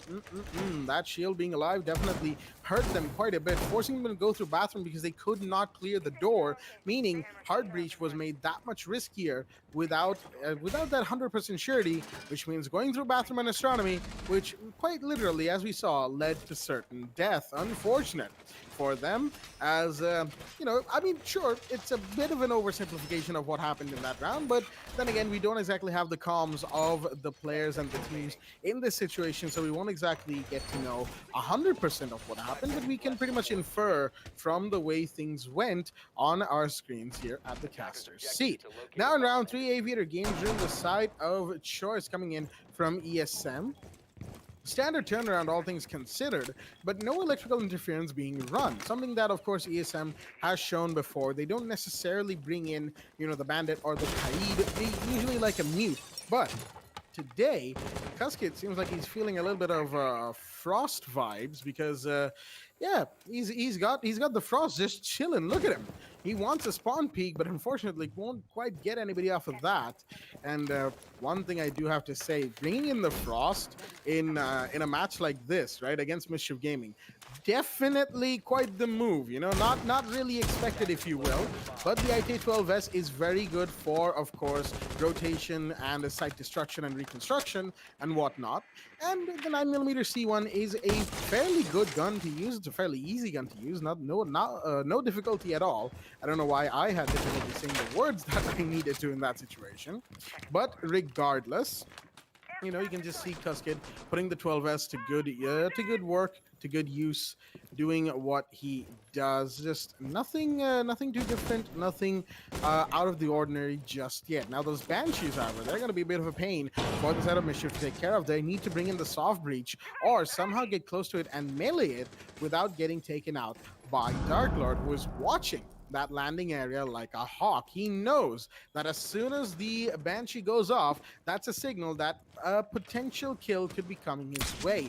Desmond on 90, however, he's got to be really careful of his position because Vortex seems like he's on the hunt. And we all know when Vortex goes on the hunt, it's not about to be a good time for a defender. You have the Repel coming in from round as well. That seems to have forced the Jaeger away from his more aggressive hold, if you will. As now landing push is also coming in. Nothing towards study, so that's a big area that ESM can still rely on. And now the summer breaches will go out. That's on the side of Vault, making sure that the lines of sight are open, and entry point, if anything, has been opened up by Mischief Gaming. They're making headway, but Dark Lord with a pre-fire is going to find Z Panda instead. The IQ will go down, and that's not a good first drop at the 40-second mark. Oh, that is definitely not just an unfortunate kill that came out to be, but that'll be a glad one for the side of Dark Lord to walk away with. Z Panda getting shut down, and that little gunfight we saw go wrong. 20 seconds, and once again, I think Mischief Gaming is running slow on time. Excuse me, there. I still got a whole lot to cut through. So much map control that they're just not able to gain. 10 seconds left, and the push has got to come in. The plan has got to go off. Vortex is the man of the plan. Is this the thing to be doing? Oh no, that's just a huge confusion. We still got kills coming in. Round gets one. Hypertition, Cascade on the other. Round gets a one more. Hypertition gets the planter, and that's all they needed. That's it. Once again, MIG. I think with the Doka ban coming into play, that has really put them back and just set them apart from what they usually happen to do. You know, Mischief Gaming, they were very accustomed with the way they were playing with Dokkaebi, I guess, because coming into that last few seconds of a push, the Dokkaebi on their hand, they always had so much more advantage. They always got to hear those phone calls come out from them. But this time around, they're walking into a site blind. We don't see them coming with the drones as well because they've got no drones left towards the end of it. And I think ESM is playing this even more intelligently by not taking early fights. They're just staying back on site, waiting for the side of the attackers to come to them. And I still don't get it. How is Mischief Gaming able to waste so much time when ESM does not have any roamers? Where are the drones? I'm not sure what's going on into the prep phase for the side of the attackers right now. Mischief Gaming is coming out to be another performance of what I did not expect to see, because this is the second match, and of course this is the second team that I wanted to talk about. Union Gaming, Lies Valiance, Mischief Gaming, the top three that came out to be in the last season. A very rusty start for Lies Valiance. Definitely, yes, they lost their first match right before this one. And I think if Mischief Gaming will keep up what they've been keeping up so far, ESM Super will not waste any more time into shutting them down as well. That's what I'm getting to see from the side of Mischief Gaming. They've definitely been mischievous, but this is, of course, well, in its truest sense, the finale season, if you might want to call it. It's got to come out to that finale of episodic performance from the side of Mischief Gaming, which I'm not getting to see. It is, of course, a letdown from what you would expect, just as this team happens to have such an amazing score coming back to the last season. This is looking a little shaky. Let's see what will be in. I think I might have spoken a little bit too much as to what Mischief Gaming has done, because we're only 3 rounds into this match. Anything can happen. We can get to see so many turnarounds coming up. So just the way it is, let's see what happens. 20 seconds, 40 seconds into the round, we got Z Panda making his headway on the side. That will be, of course, the bedroom. I think Cascade is looking to make a nice C4 play happen over here. He might as well get a freebie with it. Of course, he's got to hear this very carefully, so, and that's why I think I'll be speaking a little slower so he can hear the footsteps. No, that's not going to make a difference. He's still inside the game. Still will come down to him.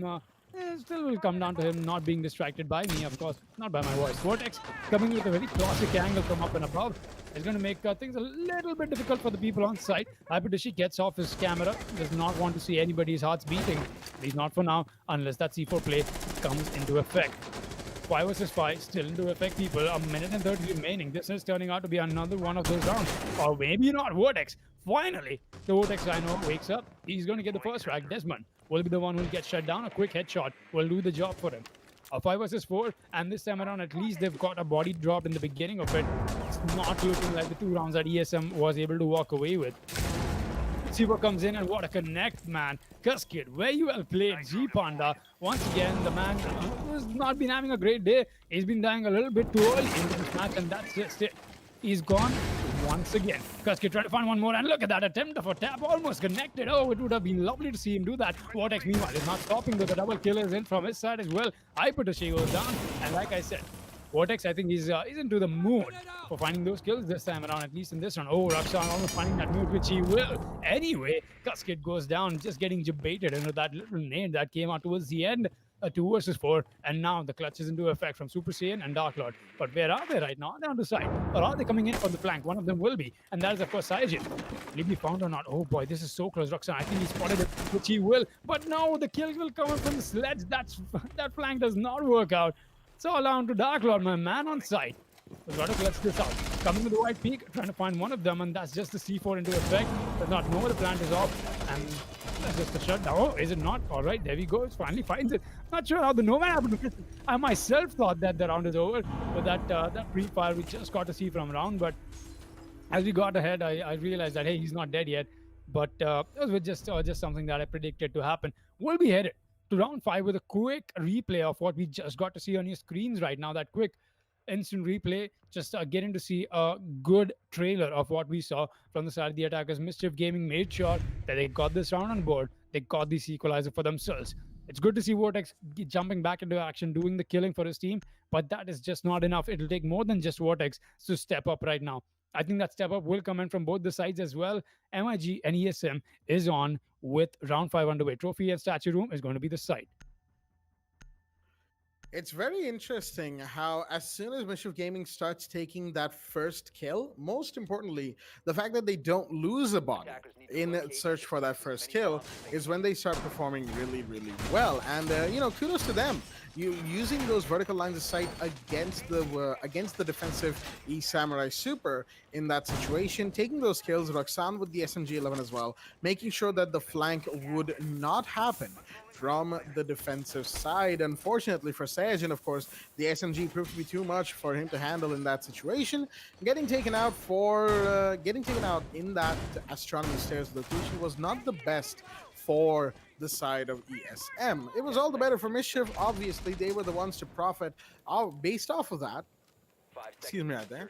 But all in all, I will still say Samurai Esports Super, have been doing just overall a little bit better than Mischief have. Mischief have still been a little bit, a little bit discordant, a little bit all over the place. They need to clean up on those, and I think that they will be putting up an even better fight going forward from here. Not to say that they haven't been, but their rounds on Trophy, and especially the round that they had on Aviator, may or may not still be symptoms of a larger problem. Again, like Foxy mentioned, they really rely on Dekebi whenever they are allowed to play Dekebi, of course. So having that operator taken away is definitely going to be a fairly large setback. Now, how they play around that fact is going to determine if that setback is a massive one or if they can play around it. So far, it's been, 50-50. These last 2 rounds will really show how Mischief Gaming plays around one of their mainstay operators being banned. We've got an Ash going on an Electroclaw hunt. That's Vortex trying to find the Kaid's utility. Not successful so far. Instead, going to take some damage, vertically speaking, and that will force him away from that position that he was holding just a second ago. Unfortunate for him, but that bedroom wall is about to stay intact if Saiyajin has anything to say about it, and he does, as we found out just a second ago. Now you have the breaches coming in towards the window breaches coming in towards closet and main bedroom. You have Panda pushing up very, very close. Is that advisable? So far, he hasn't lost his life, so that's all well and good. Astronomy is being pressured, but no, as the Kaid is going to win that instead. Vortex should have been watching a little bit more off in a different direction as Panda now wants to push in, but the man is giving away his position. He doesn't know where the Kaid is. Hello, where was the call? He's been sitting behind the boxes the whole round for the whole couple of rounds, and he will finally go down. This Psycho comes in, takes the kill. Now she's pushing up on that bathroom door. Will she be spotted? No, not quite. Gas canister goes out, but of course the ace is well clear of that. Takes 1. Can she take 2? Not quite. Gets taken out instead, as that is Saiyajin coming to play for his team, getting the refrag when they needed it. Now it's a 3 versus, make that a 2 versus 2 actually. Roxanne finds Sedge, and Refract comes in, but the diffuser has been dropped. That is a big thing right now. And Dark Lord was watching that, but he misses on the Nomad. Unfortunate, Round is still alive. He pushes up, but now there's a Sledge to contend with, and he's the last man standing. Could that miss have just doomed them in this situation? He doesn't even have a C4 and no intel inside of Trophy Room. It's going to be a post-plant clutch for the man as he needs to find these final two, and that pre-fire might as well have just given away his position. Coming in towards Fox entry, he's been spotted. Roxanne pre-firing away, but he's low on bullets, and he will get taken down instead. Darkler could just be doing this any second now, but no! Decides to go for a run at the worst possible time.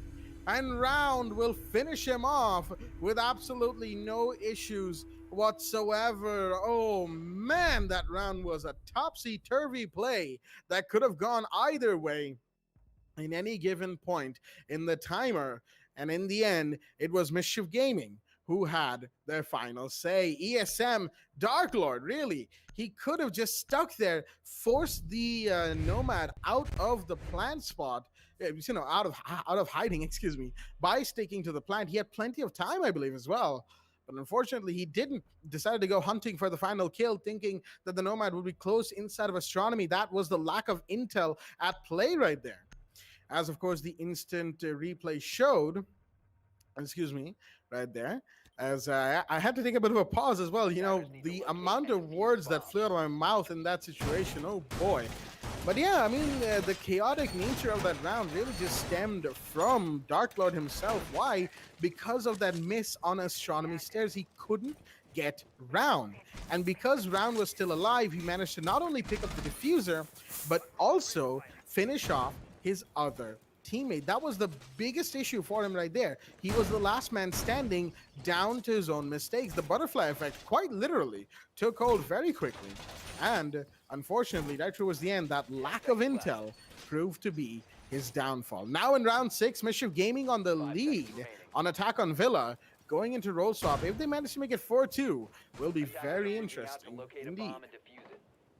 It most definitely will be an interesting insight as to what we happen to see. But that round, the last one, it was quite the round. Now that you think about it, just the odds not favoring anybody, at least towards the end of it. Even with Dark Lord getting the first frag, I almost thought that, hey, what if he clutches right now? What if that is going to happen? But after the first frag, he just decided to go for a jog over there on the side of Statue Room. It's not the best of things to be doing in a 1v1. Don't go out jogging, people, when it's a 1v1. Make sure you're having information about your surroundings. Maybe even go for a possible reload. That was still a good attempt coming in from him. Could have been better if he would have gotten the first frag itself with the rappel-in coming in. I'm not sure what happened there, I'm not sure how somebody could go wrong with just assuming where that rappel-in is going to come in. Oh, wait a minute, Round already with the fight which he'll lose. Oh, that's sad to look at. Jaeger gets the first one, but that refrag will follow right back up. Vortex still alive and kicking. Make sure he gets the revenge for his teammate. 4 versus 4 back into effect, and this is, of course, the refrag that they needed. But more importantly, I think it's the action that I needed. Because waiting for the action to happen for the past few rounds has got me a little over my toes, got me a little impatient, I guess. Now that we're getting to see this action come out in the beginning, it's good to see that. A wasted C4 comes out from Dark Lord. That won't amount to anything. As we happen to go ahead with a 1 minute 30-second mark, I'm really interested to see how this 4 versus 4 could possibly turn into something else, and entirely something else for that matter, because that's exactly what we've seen come out so far. Let's see what happens. A minute left, and we're taking down to it. Some information is rolling in. Anything could happen at this point.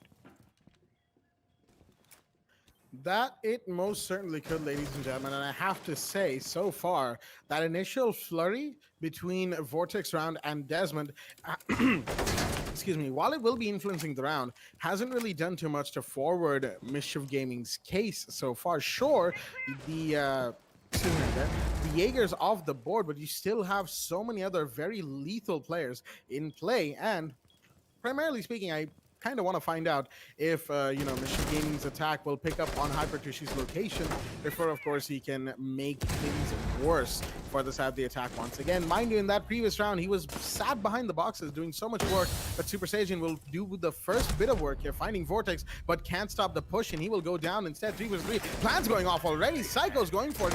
Panda goes down, and meanwhile, C4 goes out. Will find Roxanne, but not the planter. Where is Psycho? Solo on HP. Could have stuck the plant even, but will decide to take down the Kaid first. She's the last man standing right now, and there she goes. Dark Lord, this time no mistakes from him, as Psycho will be the one to fall. Unfortunate, but really not much else to do in that situation. Could have potentially stuck the plan, but the fall in towards sight through that bedroom door did not really do too much to help their situation. And, you know, like I said, there's only so much that Psycho could do given the situation she found herself in.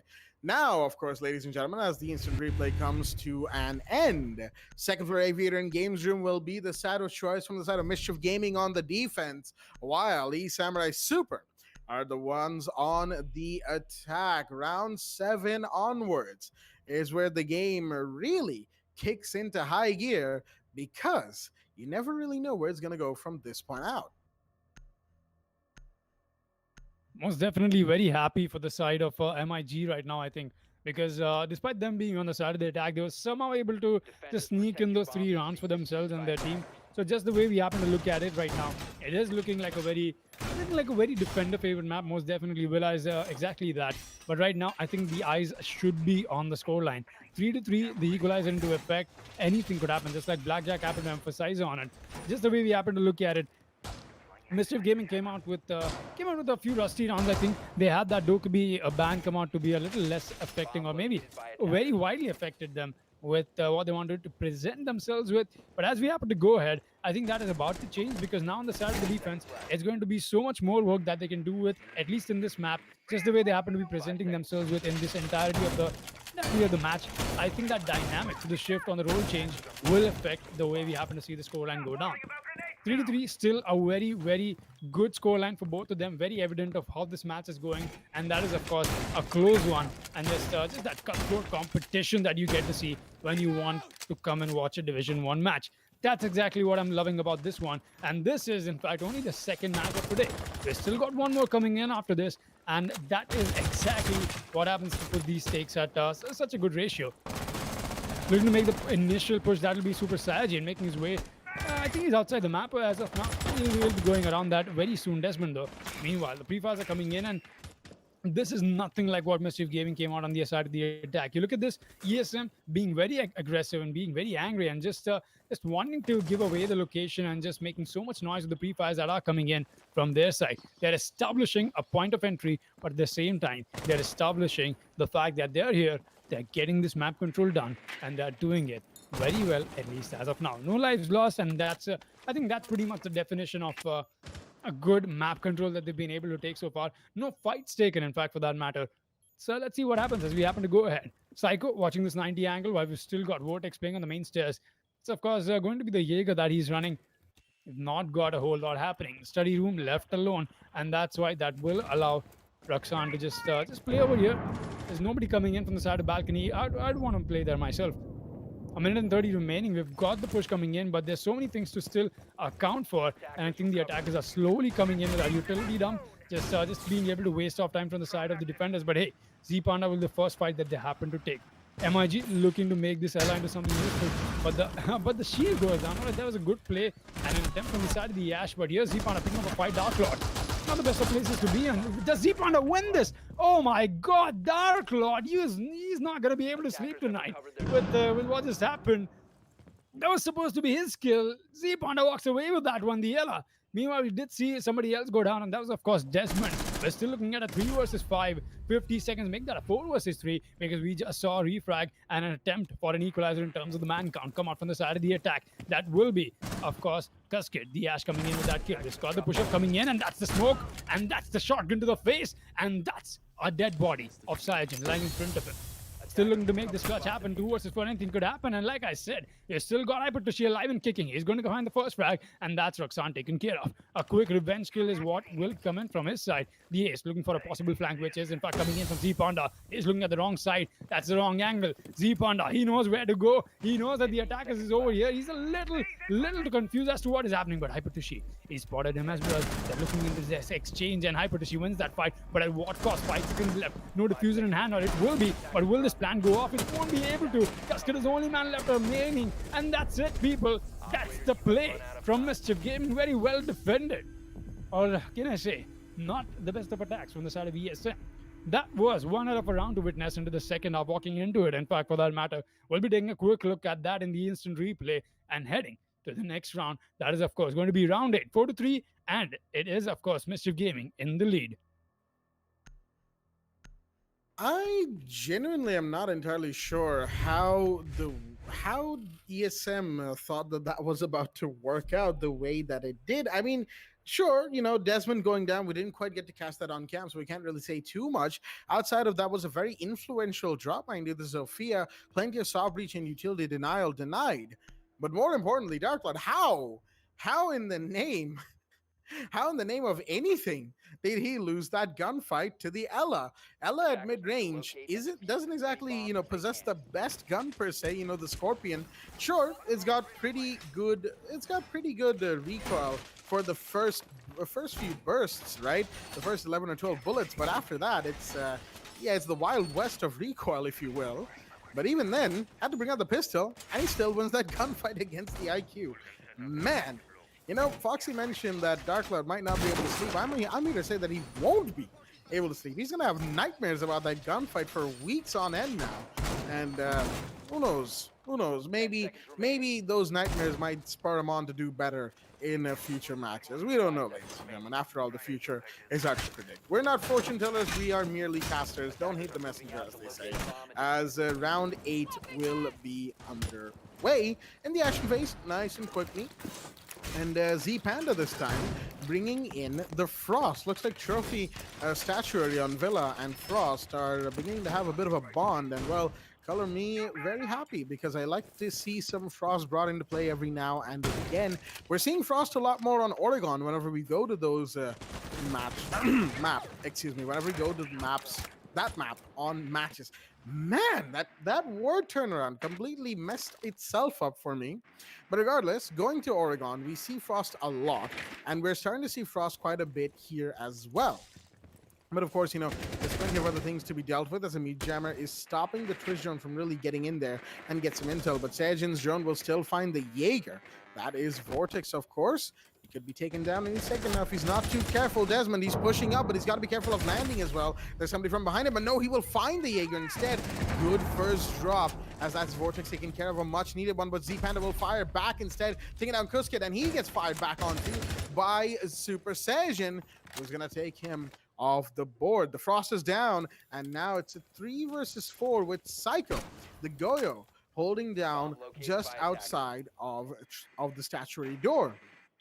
A very interesting position for a Goyo to be playing. It's not an uncommon position, of course. You have the ADSs and whatnot, but the ADS has been burned, so the Vulcan Shield will probably be taken care of quickly, and Psycho, sensing that, has decided to fall back, blows up the Goyo Shield herself, and now she's going to hold from inside of sight. The drone's still looking for the location of these final defenders, as they should be, but of course they also have to be careful of those Frost masks. Don't want to get caught in a bear trap, not like not in this situation at the very least. Prone P coming out from the Goyo, nothing quite found yet, but she probably might be able to on 90. Sees one, but no, the pre-fire just giving away her position even more, as Hypertushi's drone will come in and confirm the location of the Goyo Sajin. In the meanwhile, comes in onto 90 as this push is about to come in. It's pretty much now or nothing for the side of Mischief, the way they've set themselves up and the way ESM has been playing so far. But beautiful shot onto Hypertush is going to take him off the board, as that is unfortunately a huge kill and a half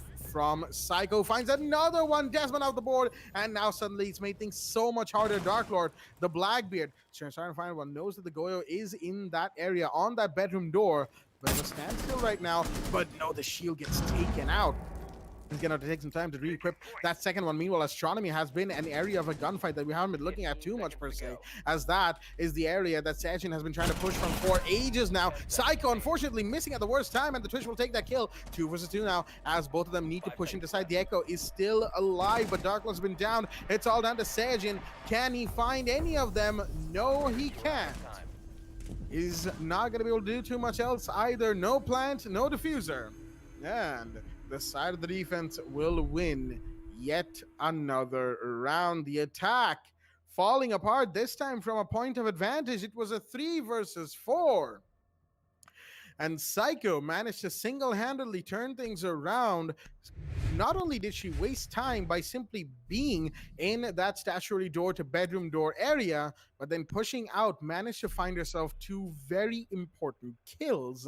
And then, of course, the rest, as we saw, is history, if you will. 5-3 is the scoreline going into round 9. First floor dining room and kitchen, and Mischief Gaming are really wanting to get this round for themselves. They've got the Frost in play again. Couple of 6 picks, one out to the Vigil from Vortex, the other out to the Nomad for the side of E Samurai. Super, as round 9 is underway.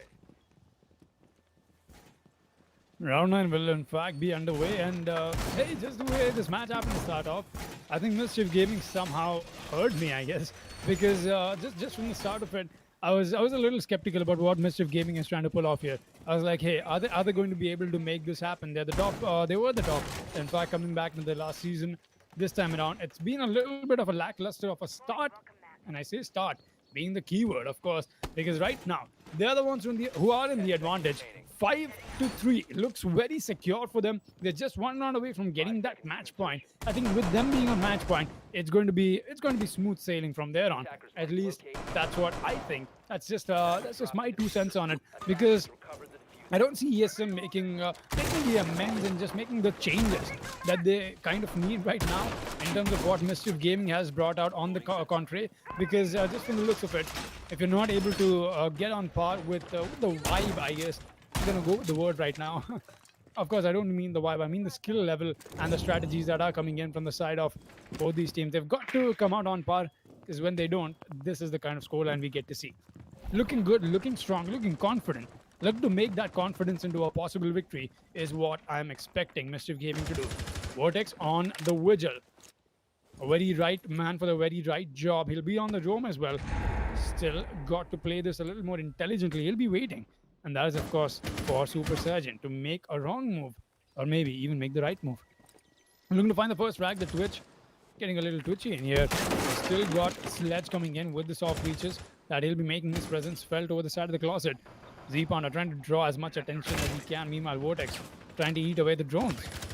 And that is, of course, what he'll be doing and going for the drop. That is a quick rotate and a quick drop. Very well done from the side of him.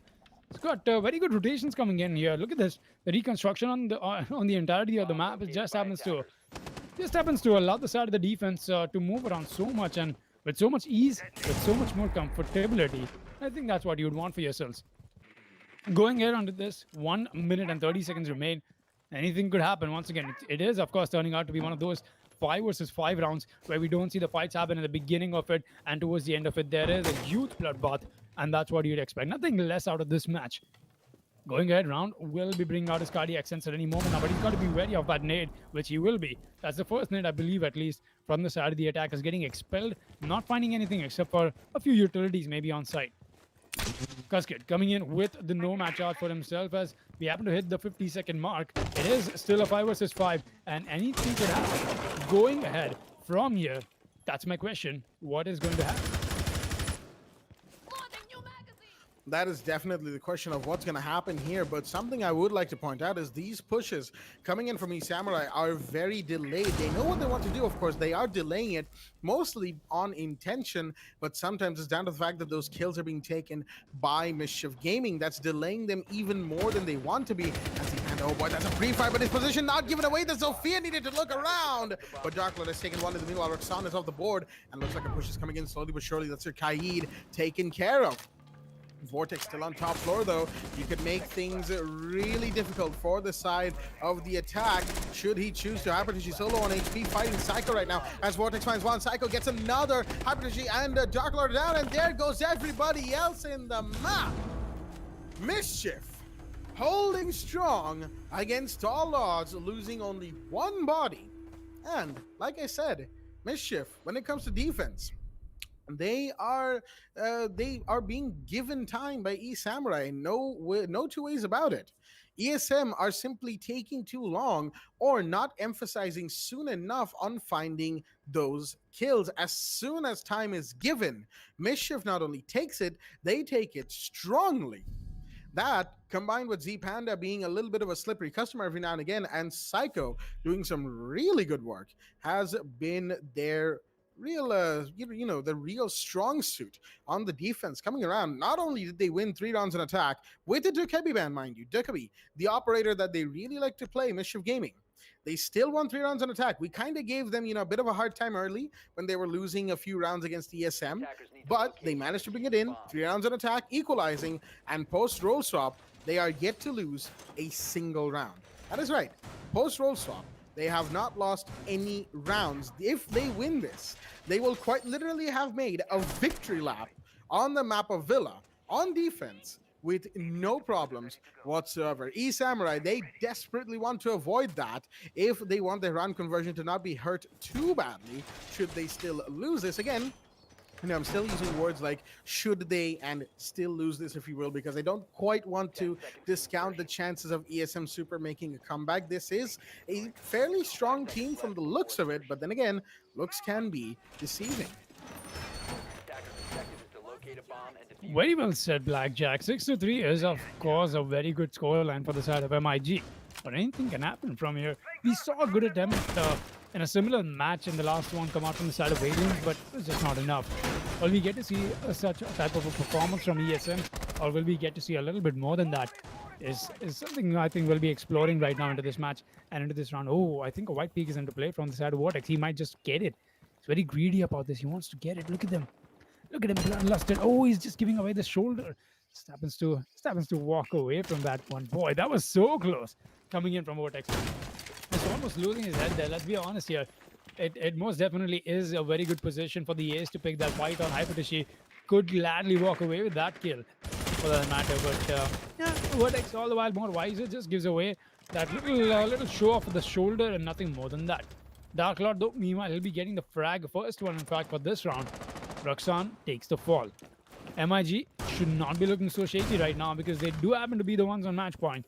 Looking to take this match point away from the side of ESM. They will be getting this... they'll be looking to get this round on board, most definitely so, because that's exactly what their objective is right now. Mischief Gaming looking to keep things tight, looking to make sure that they happen to have a controlled environment around the site. Droneworks coming in from the side of the attackers. We still don't get to see them make the push, which they will eventually, giving away positions and locations. In fact, with these LR mines coming into effect as well, Hypertishi will come in for the 90 breach. And I think this has come out to be a very standard way of how we see Villa being approached right now. With the 90 breach happening so much, I'm not sure if I'll exactly be a huge fan of that approach. But hey, then again, it is, of course, what the side of ESM wants to bring out and what they want to pull off. Psycho making her way on the main stage. I think the exchange of places is coming in from the side of Z Panda.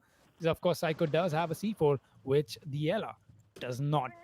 Looking to make a C4 play from below, Psycho will be making her way slowly towards the side of the bottom of the whatever that is. Honestly, she's just got to get the bottom of the attackers. Nothing much, nothing less. Landing area is being filled with the attackers right now. Oh boy, the pings are coming in as well. Psycho might just be able to get this. Does she blow it? Yes, there you go. Cascade goes down, and that was an explosive finish to that one kill that she did happen to find inside. And so confused and taken out by Psycho once again. Oh boy, Psycho doing quite the work. Does she get the triple? Yes, she will. Psycho is going psycho on the attackers right now. It's really unstoppable. She's trying to find more, which she wants. And here's the attacker trying to fight back. That's a refrag. But is that quick? Psycho has made her way back. And now she does hear the Zofia running in the distance. Does she get the quad? No, the pre-fires are in. But Desmond wins that fight. Still, that quick peek will come in. 2 versus 2, 10 seconds left. Make that 5. They've got the push coming in. Ella gets one. That's the Z-Panda taking off on Hypertishi. He gets the other as well. Mischief Gaming clean it up, people. That was, in fact, a clean sweep of a round coming in from MIG. It does not matter if you ban the Dokkaebi against them. They'll still get you when they happen to go to defense, and that was a very well-deserved win. 7-3 is going to be the scoreline for them. Congratulations, MIG. They still happen to have the same energy that they did into this season as they did in the last one. Very well played. Psycho walks away with the MVP as well. All right. Okay, that was definitely quite the way to end your end of match, end of match wording right there, Foxy. But yeah, very well deserved indeed. 13 kills to Psycho, and oh boy, those plays on the other side of roll swap, those were some really good stuff coming out from just the team in general. Really, Mischief Gaming deserved this win. If nothing else, they did really well despite the challenges being brought to them by the side of Samurai. Esports Super, whatever other words are there at this point. It's like Samurai Elite rolls out the tongue pretty well. Samurai Super, the two S's at the end and the beginning, they kind of clash. It doesn't really roll off too well. And, having a little bit of an English educational background, for me, it makes things a little harder. But, I'm going to pause my meltdown for the time being, because we still have relive the moment to talk about, ladies and gentlemen, as we will be talking about the highlights of this match and whatnot, going live on the screens right now. Relive the moment. And first and foremost, really, you could see the difficulties being faced by Mischief Gaming. Initially with the Decisive ban, they were sort of a little bit like fish out of water, especially in the first few rounds. Even though they managed to take the first round again, it was just down to Psycho making that 1v2 clutch. We didn't quite get to see all of it on camera. A little unfortunate, but it did happen. That's what really matters for them in this situation, or well, mattered for them in that situation. Excuse me, that first round was definitely quite the play, if you will. Unfortunately, rounds 2 and 3 went the way of ESM, with round 2 being a very flawless round, like quite literally flawless round. They did not lose a single body, and they were taking rounds back to back. Defense was really working out for them, and this is where Mischief Gaming's whole fish out of water feeling started to really seep in. They were a little discordant, a little uncoordinated, if you will. And they needed to sort of change. They needed to adapt, make their playstyle suit what was actually being brought out against them just a little bit more. And to their credit, they did. On that first floor round, they managed to not only use verticality to take kills for themselves, but most importantly, Vortex had to start things off, because again, it was that little adaptation period from from Mischief that they needed to be guided through. Vortex managed to give them that guiding hand, and of course, unfortunately, the failed clutch on round 5 didn't really do them, ESM that is, too many favors. Again, Dark Lord, there were so many things he could have done right in this situation. The initial miss onto round, that quite literally came back to bite him, because instead of sticking to the counter defuse, he decided to go on a run instead. Then, at the end of the day, as it goes, wasn't the best performance from them all in all. But then again, Mischief Gaming didn't exactly have the best turnaround on round 6 either. Again, just a little bit all over the place, a little bit, like not quite all there, if you will. But now, post round 6, going into roll swap, round 7, defense onwards, was there anything that could have stopped this team? It really didn't seem like it. They took Villa defense and they ran with it, quite literally. And there was almost nothing there was quite literally nothing that stopped them. And just overall, the coordination was there, the team play was there, the gunplay, the confidence, it was all there. And they were just taking the important moments. It wasn't necessary to win every moment of the defense, because that is nigh impossible, even for some of the best teams out there. What you really want to do is take those important moments which can turn a round on its head and make them your own. They did that. Every single time on the defense, they did that. They managed to get the round, and well, as we saw, it was a 6-3 win over Samurai Super.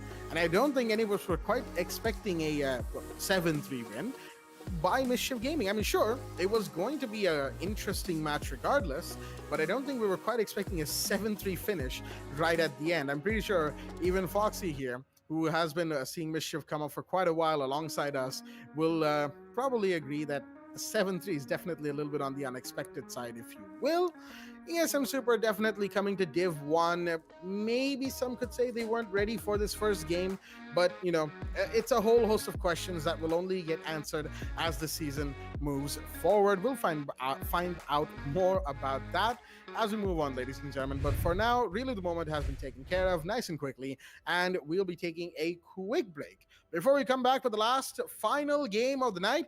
And this is one that I know a lot of our viewers have been waiting for. That is for sure, because it is Live to Kill taking on Union Gaming, ladies and gentlemen. It's going to be a big one, and we will see you there on the other side of this short break. Stay tuned.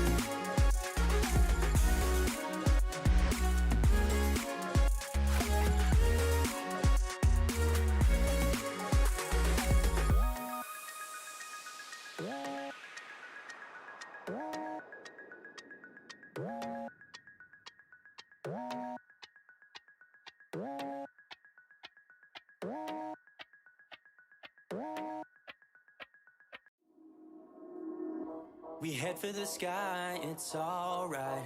Our wings wouldn't fly, it's alright. If we are crashing down again, pieces of love, it's alright. Scattered in mud, it's alright. You're giving me a lie again.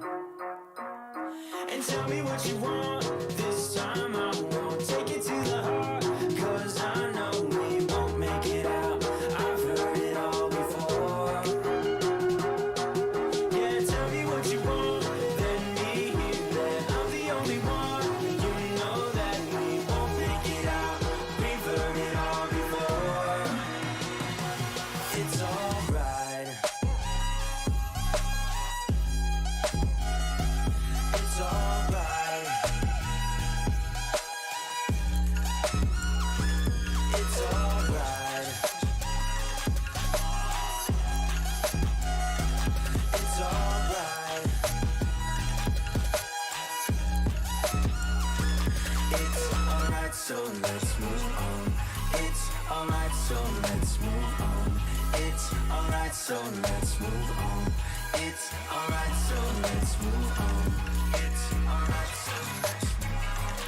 It's alright, so let's move on. It's alright, so let's move on. It's alright, so let's move on. We head for the sky, it's alright. Our wings wouldn't fly, it's alright. if we are crashing down again. Pieces of love, it's alright. Scattered in mud, it's alright. You're giving me a lie again.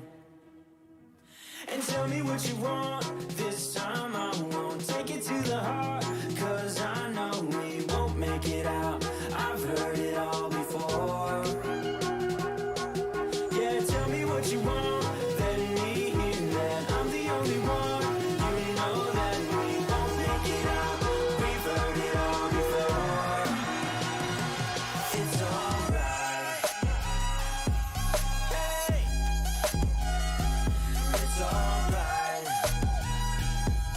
Hey, it's alright. It's alright.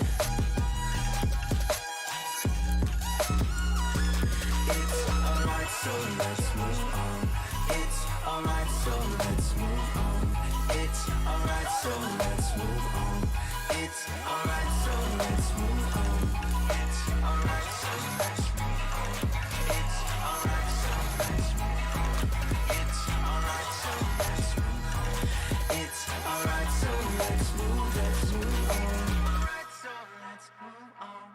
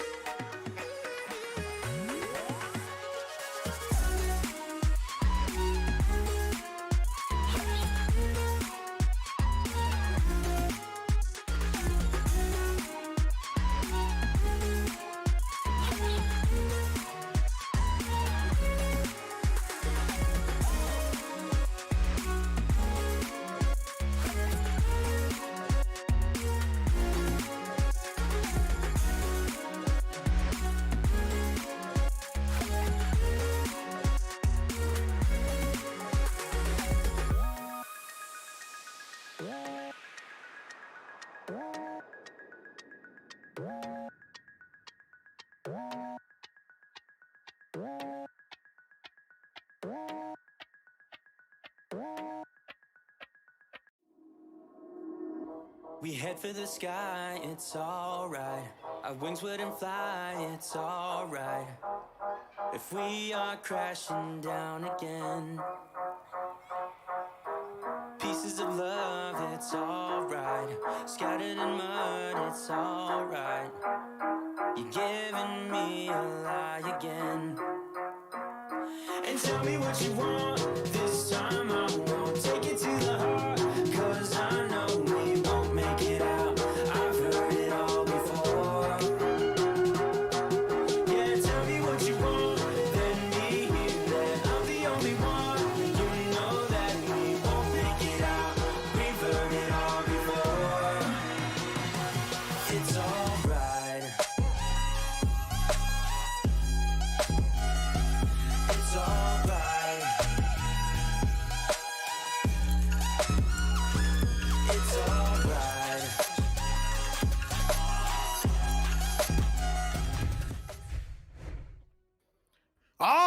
Alrighty then, ladies and gentlemen, welcome back to the WD BLACK Esports Club Pro League 4 Rainbow Six Siege, supported by Ubisoft and our broadcast partner Booyah. I'm your host Blackjack. Joining me is my co-host Foxy and of course our matchup in Eisen, as we are here for the third and final game of day 1 of Division 1 in Season 5 of the Pro League. Plenty of numbers and all that, pointers and whatnot. The long and short of it is Union Gaming on your screens, ladies and gentlemen. That is right, UG, coming back after a couple of weeks off between the previous season, qualifiers and this season. But now they are here facing off against Team Lift to Kill on the map of Clubhouse. Let us go and join the players in the band phase right here, right now, as UG are on the defense on Clubhouse, Lift to Kill on the attack. So that's going to make for a very interesting game indeed, as it will be quite the match, if I do say so myself. Thatcher Band to start things off from the side of Union Gaming. Nothing too surprising right there. You know, it's not a day on Clubhouse without a Thatcher Band, I would say. But the Ace Band will come out from the side of L2K. That is very interesting indeed. Ace bands are not very common when you really look at it. And well then, this is quite interesting indeed. Ace and Mute are your bands from the side of Team Lift to Kill. Ace, I can sort of understand. He's a very versatile version of Thermite and kind of a hard one to counter, especially given how much he can move around the map and how many things he can get opened at once. But the Mute, that's a lot of information to now taken away from the side of the defenders, and UG themselves have decided to ban Goyo. Very interesting bans on Clubhouse today, ladies and gentlemen. I think, you know, we'll be talking about these bans quite a bit as the match goes on, primarily because you don't see bans like these, usually speaking. So we're going to find out more about what the players have in store for us. But of course, before we do that, let's have a look at both the rosters that are in the lobby for us today. From the side of from the side of L2K, we've got JV, Mellow, Blank, Nos, and Fatals. And from the side of Union Gaming, we've got Sparko, BDX7, Sandy, and Jora joining the roster as the newest member. Basement Church and Arsenal Room will be the side of choice, as a 6 pick into the smoke comes in from Sparko out of the Kaid. Round 1 will be underway, and I've kept the man for the mic long enough. Foxy, take it away.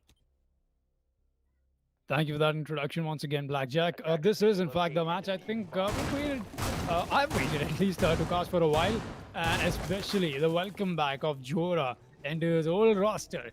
Here looking very sweet, just a little change up that we most definitely have. Instead of Viper, there is Sandy, of course, because it does bring me back to the old Quantum G1 days. And even before that, in fact, Mammoth Gaming days, if you'd ask me. Looking at this roster does get me a little nostalgic, let's be honest here. It does happen to refresh so many memories that came along with this roster, and so many titles that this team have come across winning. And speaking of titles and winnings, Union Gaming, they've been at the top of the game, even here at the Esports Club itself. They've been the champions for the last season and the one before that. So Union Gaming, I think, this goes without saying the kind of performance they've been putting out recently. But AX7, he's actually going to be finding a drone and falling back from it. That was a very aggressive drone spawn peak, if you ask me. But hey, I'm sure that is not meant for the drone. Not finding any early frags, he's just doing the fallback. We won't be seeing anything unusual come out yet from the side of the defense, except that little aggression from AX7, but that's not unusual. That's very usual for a player like that to get aggressive.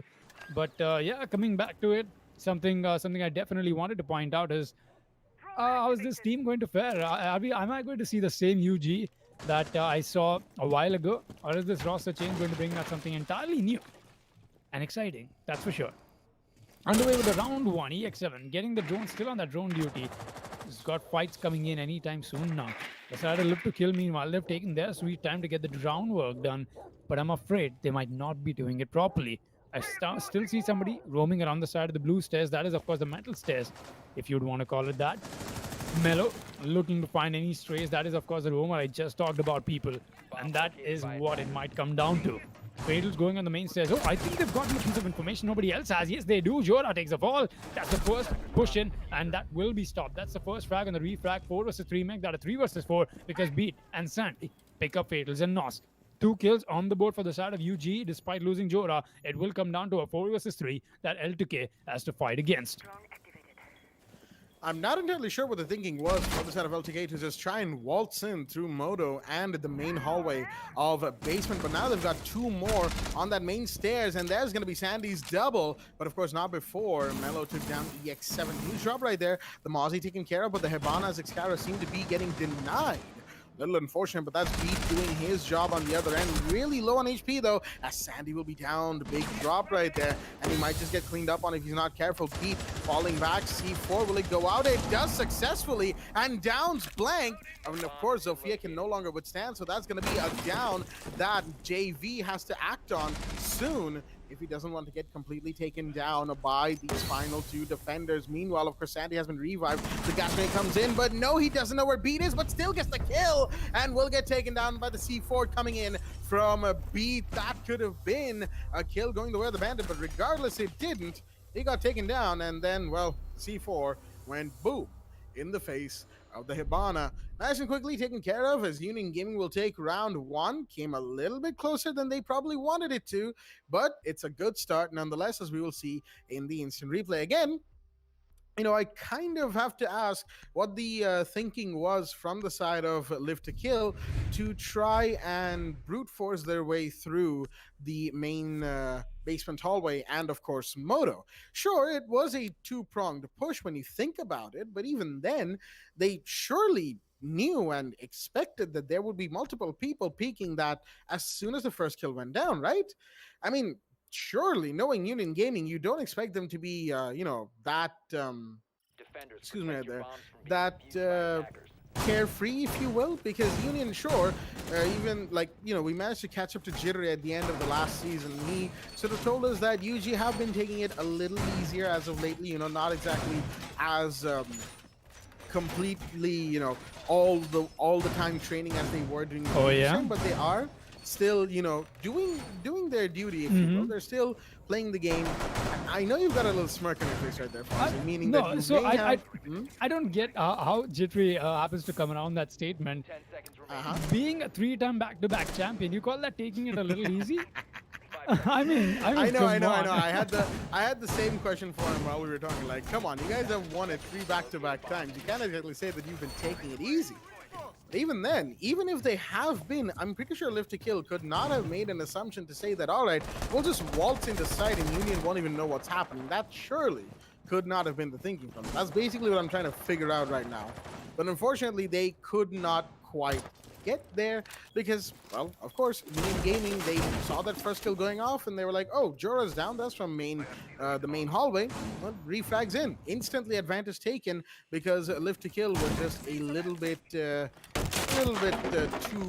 ahead of themselves, if you will. Interestingly enough, now that I'm looking at it, Jora's playing today and no Jittery from the side of Union Gaming. Well, a little unfortunate. Was, you know, kind of hoping to see the man himself come out, make some plays for his team, but understandable, you know, not every match day is a day that's available for the player, so it is what it is, as they say. And I believe it's also somebody's player's username in Div 1. We'll find out if that still is the case going forward from here. As the Sledge, plenty of breaches going on towards logistics, and Jora will go down again. 2 rounds back-to-back, first kill and first drop from the side of Union. Not going to look too good for the man. He has just joined the roster after all. But Nos, taking that first kill is going to make things a little bit more difficult for the side of Union right here, as the electric claws are going to come out. Meanwhile, you have the... oh dear. Did that grenade come through from that breach on CCTV? The Maverick? Well, he's safe. Fatals in the meanwhile, as you have another defender going down below. Sandy will be taken care of by Blank. Unfortunate right there, as suddenly Union Gaming are facing a little bit of a problem, given the way that they are holding this round. They are holding this well, at least not so well, but it does come down to a 3 versus 5 that they could possibly win. Sparko on a possible frag, which you won't be able to find, at least not yet. Blank will be looking to re-engage on that little angle that he's got for himself. But hey, this is a very difficult angle to win against. Let's be honest here. Sparko trying everything that he has in himself to get this kill. But no, the push-up is already in. Beat will be making sure he watches his back. That is some one hell of a teamwork, if you'd ask me. Good back watching. I guess Blank will still get that frag on EX7, and Sparko goes down too. It's all on to Beat. the last man standing will fall as well. Blank does the job. Very well played once again from the side of the attackers. You happen to think about it. L2K went for the ace ban, and despite them being on the attack, it's not really affecting them the whole lot. They're just able to come in onto sites like these, guns blazing, and they're able to get these frags done and dusted in the early start of the round. Very well played from the side of L2K, and this is what I think. This is what we'll be getting to see entirety of the match. We'll be getting to see that to and fro between both these teams just keep on going back to back again and again. Both of them will be added for getting the cake, for getting this victory for themselves. Of course, these are one of the most competitive teams we have in our region, both of them, if you'd ask me. And it does come down to this cutthroat competition that they happen to bring along with themselves into this match. Somehow, we'll be added to CCTV and Cashroom once again on the reattempt of this side. Gym Bedroom does come out to be a little more, how do I put this, convenient, just the way the region happens to play this out and the way the meta has been affecting it. Lately, Gym Bedroom has had so many picks come out in the recent time that that graph on the pick rate of that side has just gone so above. And, it's a little weird that I don't see Union Gaming opting it out so early, so yet. I think they just want to make sure they get CCTV done and dusted and then move on to that side. And like I said, Clubhouse is still a very, very defender-favored map. So Union Gaming is not looking to give away even one single round over to L2K. Coming back to CCTV is going to leave Church and Arsenal unlocked in the next round. So that still will be a good thing to fall back to in case they don't want to go back to Gym Bedroom, knowing that they do happen to lose this round or win that even for that matter. We're running into round 3. Let's see what we have. Some nice prep is what I'm getting to see so far from the side of the defense. And just a nice aerial view for ourselves. Thank you for that, Eisen. Just a lovely view to exactly understand what Union Gaming is bringing in for us and what kind of strategies they're trying to bring out. They try to bring out right now. Beat, he's done enough reconstruction. Will be falling back the shotgun onto the side. EX7, meanwhile, he'll be on his little frag duty for himself. But my, of course, the best of the guns, if you'd ask me. Oh, Jora, he's been spotted. He's being hunted. He's gone. He's done for, people. That was a quick take. Nas just happened to make his way from the side of construction. Oh, Nas thought he's got a claim on his back pocket, but apparently not. He's got a breach charge, and that's why he cannot place that down anymore. A good read from the side of L2K, expecting somebody to play on the side of main stairs. I think that that little insertion from that point from the side of construction tunnel was well done from Nas. He got that kill very well done. And Jura, he's been the new entry, or you might say the old entry into this roster, but he's not gotten his shining moment yet. EX7 will get the refrag. Blank is the one to go down this time around. That is, of course, the 2H who came out to spot Jora in the beginning. EX7, looking to make some plays happen. He won't be able to select spots him first. That pre-fire will connect. Mellow not being so mellow right now. He's just happened to bring in some of this havoc onto his opponents.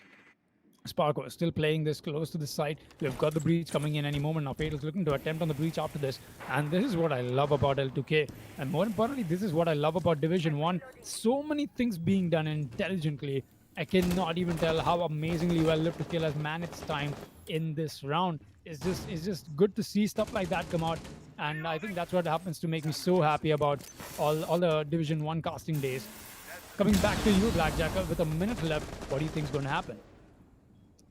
Well, first and foremost, that breach being denied, even if for a minute, is going to be really, really useful. But that kill from Sandy is going to be even more so, as Nas going to go down, but Sandy gets refragged onto by Fatal's. Unfortunate, but the Maverick is having none of it from the Malusi. Not tonight, not this round at the very least. The Sledge finds another one, and unfortunate right there, as Sparker will go down. Now it's a 3 versus 1, all down to Beat, who finds the first out of the remaining 2. Now it's all down to Fatals and JV, last 2, but no Beat. Wanted to go and take out the drone instead of focusing on what was garage stairs from JV. As Live to Kill will take another round. Looks like CCTV as the site that the attack is taking with quite the ease, if you will, all things considered. Union have to bring this back in their favor now because they have lost the lead. The early lead taken by Team Live to Kill. Basement Church being the side of choice that we are now headed back to from the side of the defense. Interestingly enough, all 3 rounds, Jora has been the first one to be found and dropped by the side of Live to Kill. I'm not sure if that's a pattern, but that is certainly putting Union in a little bit of an unfortunate situation. Losing that first body early is not a good thing to have in any given round. That, of course, anybody playing competitive or just in general will be able to tell you. But the main problem is he's playing an operator like Jaeger, one who is usually so very influential in any given round that he's active in. The fact that the Jaeger goes down first in 3 rounds back to back, and Yuji had to, bring it pretty close against Live to Kill back in round 1. Sure, L2K kind of decided to try and, walk in through the front door. Usually doesn't work. But even then, it came down to those last 3 operators. 2 of them, the Bandit and the Bandit and the Mozzie, were very low XP, beat and 7, that is. So all in all, still a fairly close round. Could have been a little bit better for Live to Kill.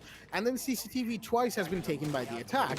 And on all 3 rounds, again, not to knock Jora in the slightest, he has been a fantastic player for the region, right? He's an amazing player in all sense of the word, but kind of needs to be a little bit more careful about his positioning, about where he's going. He needs to keep a little bit more of a watchful eye on what he's doing. Mello, in the meanwhile, is going to take a bit of damage. Not sure where that was from. Could have been from Beat right there. So drone will spot the location of the Jaeger, but some fires coming in. Jora using the bullet traces to fire back at Mello. But does he know that there's a bandit right there? No, he doesn't. And a beautiful shot onto Fados will secure the first kill for Beat, as he will now fall back towards site. And Jora has to deal with these few roam clear operators coming his way. Blank, interestingly enough, is actually playing the Kali, and Jora's fallen back to site. So it looks like it was an off-site roam hold that UG were doing, a temporary one at that, primarily because, they don't have the castle, so they can't really go for the standard extended roam hold. But boy, howdy, did they still try it. And they took that first kill very quickly, very well. And now they're finishing the setup inside a site by saving resources. That's what really matters for these sorts of holds, because you're going to have to fall back to site eventually, and you need resources in there to make sure that the site hold goes off without issues. Live to Kill losing the Maverick will be in a little bit of a position of not the best position, if you will, primarily because they've lost a hard breacher. They still have the Hibana, and of course, Hibana being such a versatile hard breacher will work in their favor. But regardless, having the Maverick would have been a little bit better. Maybe towards the dirt push, maybe somewhere else, a breach that they wanted to get through, or just poke some holes into sight to get some odd angles here and there, right? But they won't be doing that. They won't be having that advantage for the time being. As Blank looks like he wants to peek on Moto, but a little bit of a friendly collision right there means he can't exactly go for that. C4 prep from Beat. He's waiting for intel coming in on his on that main stairs position. He hears somebody over there, and that could be a huge kill. C4 does go out, but no, that doesn't find anybody actually. No damage done either, as Valkyrie cameras are giving away the fact that the Ash is pushing down blue stairs. That's going to be Jora. His position given away, his hold being contested. 30 seconds on the clock. Sandias pushed up to blue to help his teammate. Good stuff right there, but doesn't need to be too aggressive. But regardless, he will take the kill. 2 versus 5, as a couple of kills went off in simultaneousness. EX7 finding another one with the Commando 9. Bamazi. Oh, Jora opens up the bullet hole right into the face of Mello. And now, wait, does he not see him? He does now. That's going to be Blank, taken care of. The Kali gone. And a flawless round coming out from the side of Union Gaming, as they will take round 4 with absolutely no issues, clearly demonstrating that Basement Church is, they are very, very sure of their Basement Church hold, not so much for their CCTV hold. So round 5 is going to see us go to Gym Bedroom, I believe. Indeed, we shall be. Gym Bedroom, the site of choice, coming out from the side of Union Gaming, who have managed to equalize going into round 5. Going into round, excuse me, that was all right. I did not expect my voice to cut out like that and just sound so hoarse. But going into round 5. So coming back here into this little excitement that I think UG has created for us. L2K, that's where my money is, if you'd ask me. Right now, it's looking very, very confident from the side of Union Gaming, what they're trying to do. But L2K have been a little above the top of the game that they've been trying to bring out. Honestly, let's be real here. Just the way we happen to see defensive rounds go far, we've not gotten to see Union Gaming come out with that advantage yet. Yes, they definitely have the equalizer right now. Yes, you can say that, and the match could go anywhere from here because the scoreline, it's just too early as well. Let's be honest. But just the way I happen to see Live to Kill bring out this kind of performance, I think if they do keep this up, it will turn out to be such a huge advantage for them once the role swap happens to happen, and that's when the real cards and tricks will come out from the side of both these teams. And that is why I think the second half does have to bring out a little bit more of the reality kicking in. I think that's when Union Gaming will realize that, hey, we're pushed back into a corner, now's the time to pounce. I've seen Union Gaming come out with stuff like that quite a bit before, but not against a team like L2K. I would really recommend not doing that stuff against a team like L2K because they happen to be too experienced themselves.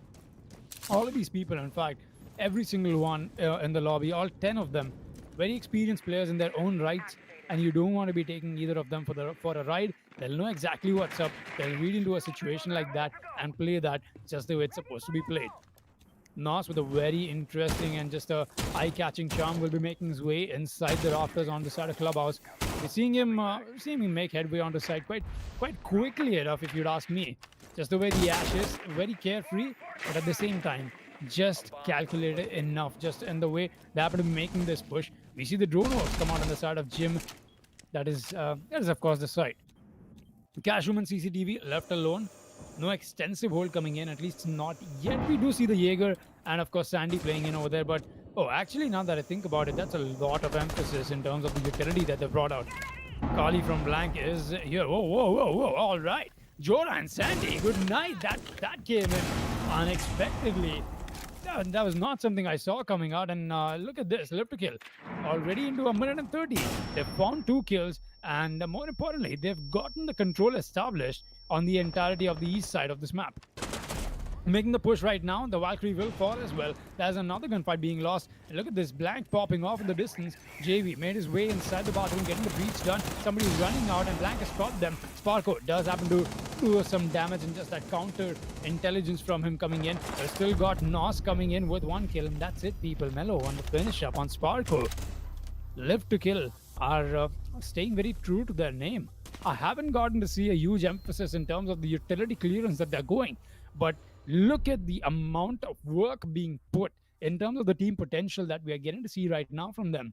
Drones on point. They always have information as to where Union Gaming is trying to play this out. They always are staying one step ahead of them.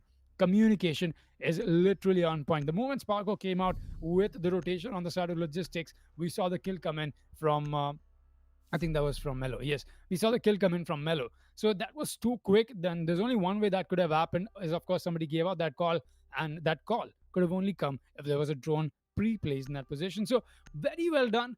Just the way attack rounds go, at least on Clubhouse, that was a very good round. And I'm not sure what went down with Jorah and Sandy getting taken down on the extensive roam, but that was quick, people. Even with the last 2 matches for taking them for an instance, we did not see anybody getting control then so quickly, at least in terms of roam clear. And just because I happen to say that, this is of course Division 1. So all of these teams do start off at a very decent saturation point, if you would ask me. All of them just fighting it out here to be the better of each other. And I think right now it is of course Live to Kill. They are the ones who in the advantage 3-2. Looking very strong and looking very poised to maybe even take the advantage further. 4-2 is what they'll be looking for to make it into the second half. Let's see if that'll be the case or not. This is of course round 6, the last round before the role swap coming in. Let's see what happens. Man, I have to say that last round from Live to Kill was exceptional right there. Unfortunately, not so much for Union Gaming, who seem to be losing their gunfights more so than usual. Not sure what could be the cause of that, but looks like the construction wall is left unreinforced. That's not going to look too good. The construction wall facing outside, mind you, not the one going into cash room itself. Sparko looks like it wants to do a bit of Kaid tricking on the main wall. Got to be careful of the Maverick. Actually, there is none.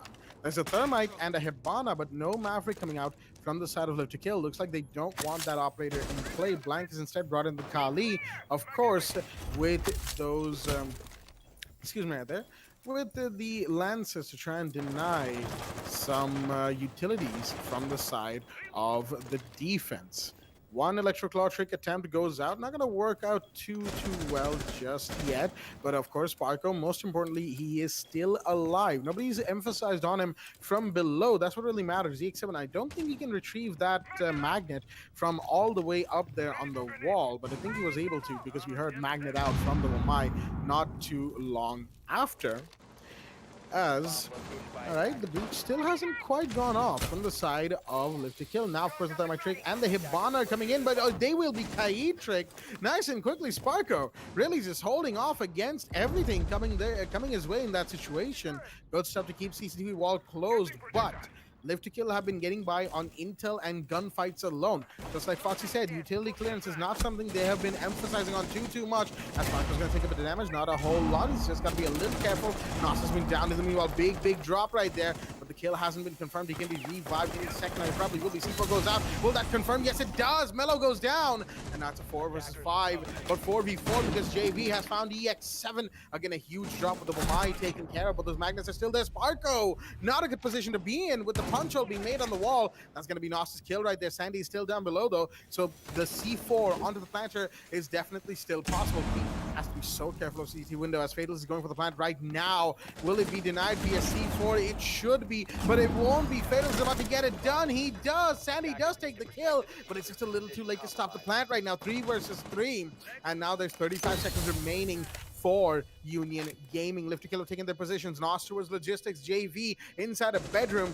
All they need to see are ahead, a couple of heads in fact, and take the kills accordingly. Will the Thermite see where Beats positioned himself? Not quite. He has seen the Thermite though. Does a bit of chip damage to him. Not a whole lot as the push is coming in right there. Sandy gets a double, but the Ash position gets 2. And now suddenly, oh boy, that was a bloodbath and a half. But looks like all 3 members of Union will live to tell the tale because they have won round 6, ladies and gentlemen. A CCTV hold that came all the way down to the gosh darn wire. Oh man, that got my heart racing, I'll tell you that much. As the Union Gaming will manage to equalize at no better of a time than round 7 because we're at the halfway point and it's 3-3 on the scoreboard. UG now on the attack though. That's going to make things a whole heck of a lot harder for them. Yeah, most definitely will. And quite the round from Sandy, if you ask me. I'm not sure what went down over there with the Malusi, but he got a triple for himself, and that was the most important triple that Union Gaming needed to make stuff happen, and they did. A good round eventually. And hey, just like I said in the beginning of this, with these teams being such huge giants in their own rights in this division, we will get to see a close match, and that's what is happening. First half done. And look at the scoreline, 3-3. That is very evident of what we'll be expecting. And look at the scoreboard as well at the same time. Thank you for that, Eisen. We have Sandy on the 7, Beat following up with 5 kills. Meanwhile, on the other side, on L2K, they've been doing a little more distributed work. Look at that. Everybody just evenly split on their kill counts. 5, 5, 4, and then 3 on the follow-up from JB and Fatal. So it's been very evident as to what is happening. Union Gaming is playing pretty much how they used to. Let's be honest here. While L2K, I think they've gotten a little unhinged from what their usual approach is supposed to be. We don't see them really investing any time, in fact, in terms of the utility clearance that they want to be going for. They're loving to pick these fights, and they're being very good with it. Let's be honest. They've been very good with getting their defenders isolated so far and whatnot. But that's just the talk of the first half. I think we'll be covering a little bit more of that as to how the first half went towards reliving the moment. But coming back to the match and the round in hand, that is, of course, into round 7. Let's see what happens. EX7 making his way up top from the side of stock room. And like I said, this time around with the roll swap, it's going to be an interesting outtake as to how I see Live to Kill trying to pick these fights. They've been aggressive since the beginning. Is that same aggression carrying on towards them into the defensive rounds as well? That is exactly what is going to make all the difference in the world as to how Union Gaming wants to be approaching this match, at least the round in hand for sure. Jora very confused as to what he's supposed to be peeking. He's giving out some pings. I'm not sure what information is going down through that, but he's a little confused. He's just gonna fall back. I'd be as well confused, if you'd ask me. There's 3 windows to take care of. What if all the 3 windows have somebody peeking at you? That is most definitely a possibility, knowing that Live to Kill has lovely communication between them. Excuse me there. Just had to take a deep breath for a second. But coming back to this one, we still got Jora making his way up rafters. He did get that drop down. I think he's just exchanged possession with EX7. I'll still be looking to make that play happen. He's waiting for some support from his teammates. And very well done. In fact, that patience does pay off. You want to make sure everything is being accounted for, everything's being calculated for once you happen to go into this. And this is turning out to be another one of those slower rounds than expected, just like the last few matches went down, because so far, with a minute left, I don't see any bodies dropping. I don't see any fights happening, but I think that's about to change in just a bit. 60 seconds left. Let's see what happens. Oh boy, that was very risky what the Maverick was trying to do right there. Beat, he needed that wall open, and fortunately for him, EX7 came through when he needed to, when they needed him to, with the breaching hammer, of course. Now he's here with the grenades as L2K are grappling with the decision of UG to push through that main CC breach. And from Garage, they're all gathered here inside of Cash Room. This is about to be a bloodbath as a grenade comes in, does no damage almost, as Parker's gonna go for it. He's going for the plan, but no, he's gonna fall back. That was a C4 bait, and of course a bait for the gas canister. So much coming out. Look at the amount of explosives coming out from the side of the defense, but none of them have hit. That's the issue right here. But Melo will find Spark on the meanwhile. That's a diffuser drop. Huge drop right there. Sandy gets found in the meanwhile, not expecting the bar push coming out from the Jaeger. He will be cleaned up on, not quite yet. Nos does know he's down, as Melo will be taken down in the meanwhile. EX7 takes a kill. Plans coming off from Jora. They're trying to hold. EX7 comes in with 2, but 5 gets found by Fados, who's trying to come in. Beats just holding him back for the meanwhile, but Fados goes down to Jora, who goes down to JV. It's a 2v2. Mavericks here for the rappel, and it's all down to him. He's gonna go down as well. Nos takes the kill. Nothing can stop the man, as the counter defuse will come in from JV. Nice and quickly. There we go. I think they still don't know that Sandy's been downed, so they were just being a little hyper cautious about this. Even then, 5th kill. Comfortable round 7 at the end of the day, I have to say. It came very close, but of course, it was still their round to take. They'll put themselves back on the lead again, ladies and gentlemen, as round 8 will come underway for the side of both of these teams right here. And excuse me, the Live to Kill asking for a little bit of a pause, interestingly enough. Not sure as to why, but I guess we'll find that out as we move forward from here. Basement Church and Arsenal Room will be the site of choice. We don't know what the pause is for, ladies and gentlemen, as could be some, internet packet loss issues. We know Kita Esports was facing this yesterday. They had to ask for a pause while being in a very heavy lead. Of course, that was Division 2. Could be a different reason altogether. And as soon as we get that, we will be updating our viewers at home. Excuse me right there. Basement Church and Arsenal Room, of course, after a successful CCTV defense, I have to say, Union really kind of seemed to be throwing the kitchen sink at the wall, trying to see if it sticks, but kind of didn't. Looked like it would, but kind of didn't at the same time. I mean, the plant was happening, the C4s were all baited, taken care of, but again, it just came down to a simple fact that they didn't have, everything under control. They've been losing on the gunfights for the most part, right? And getting outplayed in positioning, maybe not expecting what they should be expecting entirely in terms of what Live to Kill is bringing out. But of course, that can be adapted onto. Union Gaming, we know that they can be aggressive when they want to be. It's just that they will be missing Jittery if they want to go aggressive about this. Looks like we've got the ready confirmation coming in from Live to Kill. It's just that excuse me, they were having some PC issues, and some frame drops and whatnot. Needed to pause to get everything sorted, and we'll be going back in the match live. No rehost here, ladies and gentlemen. One simple pause, and we are back on this next round, round 8. Basement Church and Arsenal Room, the side of choice, as Live to Kill are in the lead. That is, of course, them in the lead, and like I wouldn't say predicted, but like I said in the beginning of the match, Live to Kill is looking all the while more stronger than before, and that's what you would expect out of a team like this. Excuse me. They're coming back into round 8 now. Now that we happen to think about it, and just a little conversation, I think Blackjack happened to put us into a little bit of a question there with what he happened to shed some light upon is the kind of playstyle that both the sides have been bringing out so far. LTK somehow has been above it, and they're looking to make sure that they're able to get that little difference turned into a match point. Most definitely so. That's what I'll be looking to see if they'll be able to make that or not. But as long as there's Union Gaming and L2K in a match, I'd say we might be in store for an overtime. That might just be the case. And if you'd ask me, I'm always ready to rumble. I hope everybody else out there from the side of the audience is as well, because let's be honest here, that's a very, very huge possibility that we might be going to overtime. Coming back here, 5 versus 4 in the beginning itself. Fatal, he's picked up a frag that came out onto Jora. Man, that is quite the performance. Wait a minute. Whoa. All right, okay. Nos happens to find EX7 on the run, and that's not the best of starts. 40 seconds into the round, not even the first minute completely done.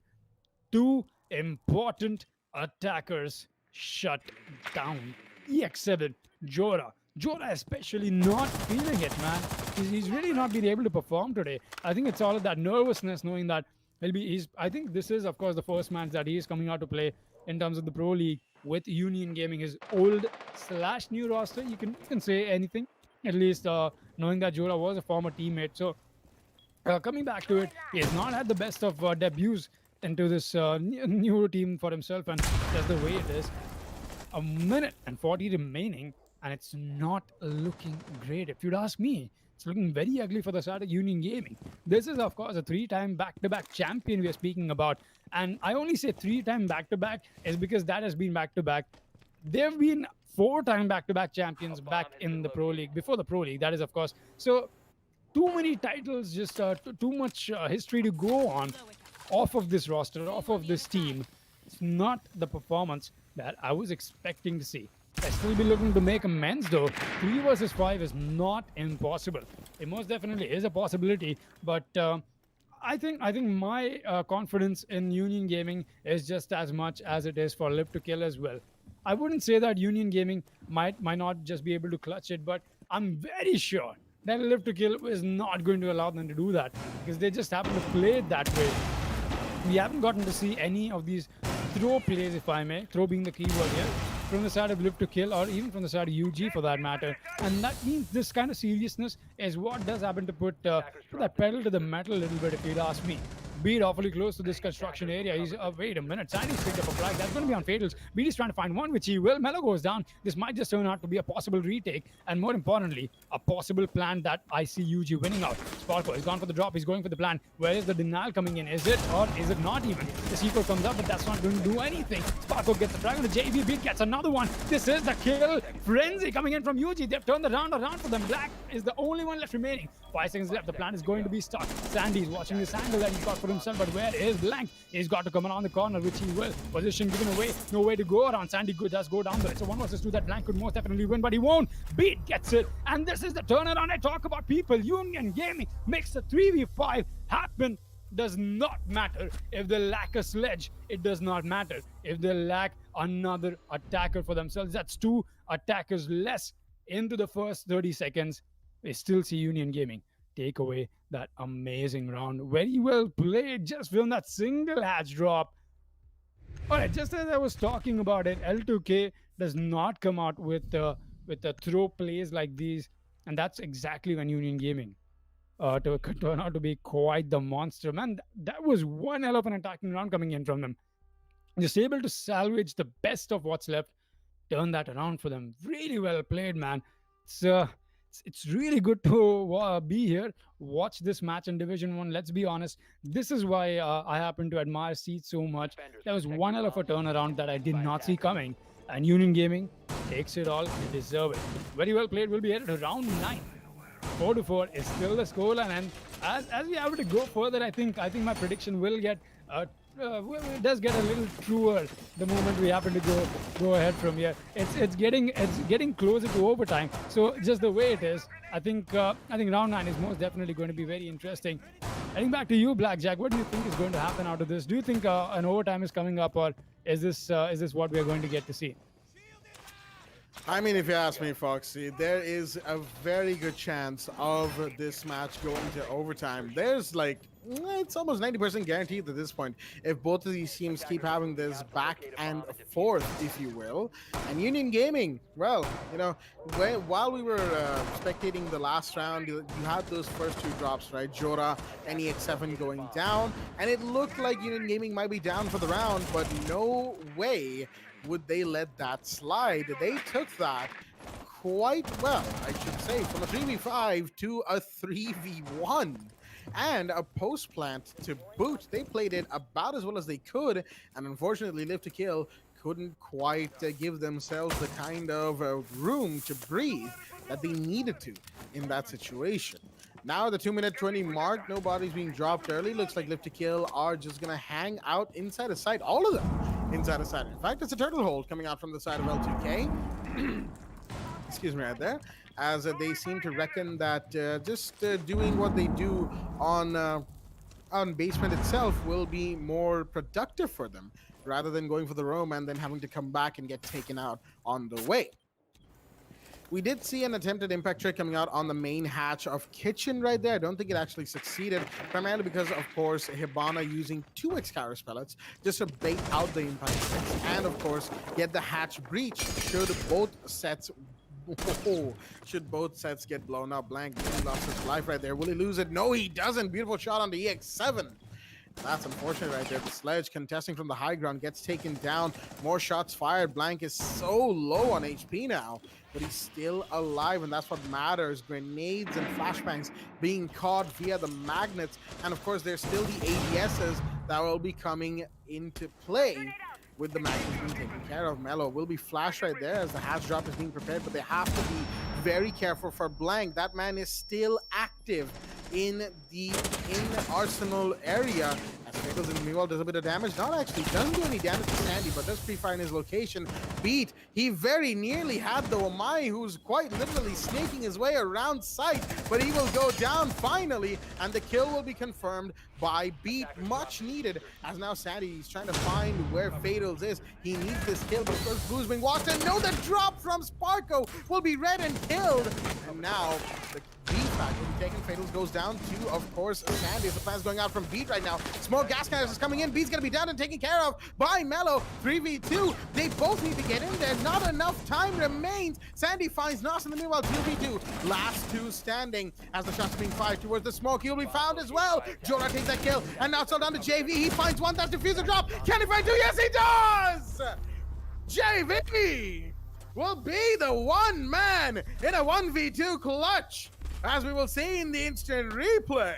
Beautifully played from inside of a basement church to take the round for his team. Live to Kill are not giving up. Even if they win these rounds by the skin of their teeth, they will still take them with as much intensity as they need to. Second floor CCTV will be the side of choice after that beautiful clutch right there by JV.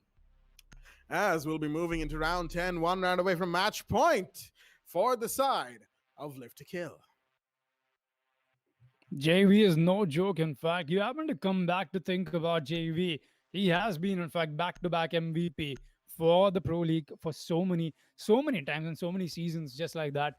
It's most definitely something that we expected to see out of this person. A good clutch and just that quick double kill that he happened to secure with very less time left. Man, that was so close. Still made it happen. I almost thought that with a 2 versus 1, Jora getting that frag onto the smoke, we might just get to see Union Gaming win this one out. But JV came in, swooped in, and saved the day for Live to Kill. Quite literally, they'll be living to kill for another day right now. They'll be headed to round 10. 5-4 is in fact the scoreline. And just the way we happen to proceed ahead from here, Live to Kill happen to stay one round away from match point. Let's see if Live to Kill will be able to get that for themselves or not. We'll be headed to round 10. A prep phase coming in from the side of the defense. Of course, they've put in quite the work. The CCTV and whatnot, getting all of that prep done. We don't see a huge emphasis in terms of how the garage is being held right now. I don't really blame the side of L2K for that. They want to be approaching this with the alibi into effect as well. That's of course something that Blank will be running. As right now, I think coming in with that little bit of a almost taking out his teammates' head. But I think he's had these moments before, just getting a little accustomed. But here the Hibana charges go off. Oh, that is of course the solo wall on the construction. He'll be getting that open well and good beat. Getting some prep done from his fellow soft breach brother. Not sure who did that for him, but he'll be making sure all of this is done. EX7 did it for him, of course. The Sledge making his way around the side of stock. We've got Sandy watching anybody trying to make their way from the bottom of the pit that they've got for themselves, of course. But hey, that's the way it is. Sandy looking at any possible strays once again. Live to kill, trying to play the waiting game with Union Gaming. But hey, Union Gaming has come out with quite the turnarounds. You don't want to be playing the waiting game with them. They've been better with it. Let's see what happens. Minute and 40 remaining. We've still not got any early aggression coming in from either of these teams, and just the way we happen to go ahead from here. Jora, quick Twitch drone. He'll take care of the Kaid shot. That's well done. Good use of the Twitch coming in from there, from the side of Union Gaming. He's taking care of so much right now. That's what you would expect him to be doing. Well, he's spotting that Twitch drone. He'll be going for get that ADS, but the range is just not enough. He's just going to fall back. There you go. The Twitch drone does get taken out. Not a whole lot done, but I think with the Kaid shots taken off, it'll be very easy to get that main wall opened up. Where's the barbed wire being broken? Wait a minute. That barbed wire is broken on site because the plant is already going down. UG has control of the situation completely in all angles covered. The plant is off. It's a post plan. We are kicked into this little moment with 40 seconds to dig down left to kill. I've got to put the pedal on the metal. EX7 gets the frag. That's just a refrag. 3 versus 4 and back into effect. Blank, JV, and Nos are the only ones left remaining. Let's see if they'll be able to make this clutch happen or not. 20 seconds, like I said. Time is just not their friend right now. EX7 happens to add up and double down on it, but the alibi is here to beat them with a kill of our own. But do we have a clutch coming in? No, we don't. The clutch will come in fact from the side of UG. They do get the shutdown, and that's the final kill from the side of Stand. He'll get blanked on a quick headshot. Union Gaming bring in the Equalizer once again. And this has just been at people. The to and fro, back to back, between each other, just passing the ball around the court. Nobody has taken the definitive advantage yet. One round to them, one round on the other side. Taking a look at the instant replay and coming back to round 11. It will be 5-5, and this round will be the decider. Who goes to match point first? That's exactly what I'm here to find out. Let's see what happens. Oh boy, that was a round and a half, shall we say. Union Gaming looks like that CCTV strategy of just quite literally busting in there and getting the plant off finally worked for them. They tried something similar to this a few rounds ago, back on round 7. Unfortunately, it didn't quite work for them, but they managed to do it this time around. Now, we're headed to gym bedroom, ladies and gentlemen. Live to kill, bringing out the gym bedroom idea. And who do we see being 6-picked in? The Mira. None other than, of course, Mello. Bringing in this operator right here, the Spanish defender, one known for her very powerful one-way black mirrors. Excuse me, right there. As it is what it is. Regardless, you know, those mirrors, oh boy, are they strong. Plenty of information being given away to the attackers while they have almost next to no idea who's actually going to be behind the mirror. Usually, of course, you assume it's a Mira, but in certain areas, in certain situations, it could quite literally be anyone, and depending on who it is, changes the context of how the attackers want to approach that Mira window. More than anything else, it also depends on where the windows are placed, and that too, you know, all of that, notwithstanding the fact that as soon as you go for anything, you have to expect being shot back at, regardless of what you're doing next to that Mira window.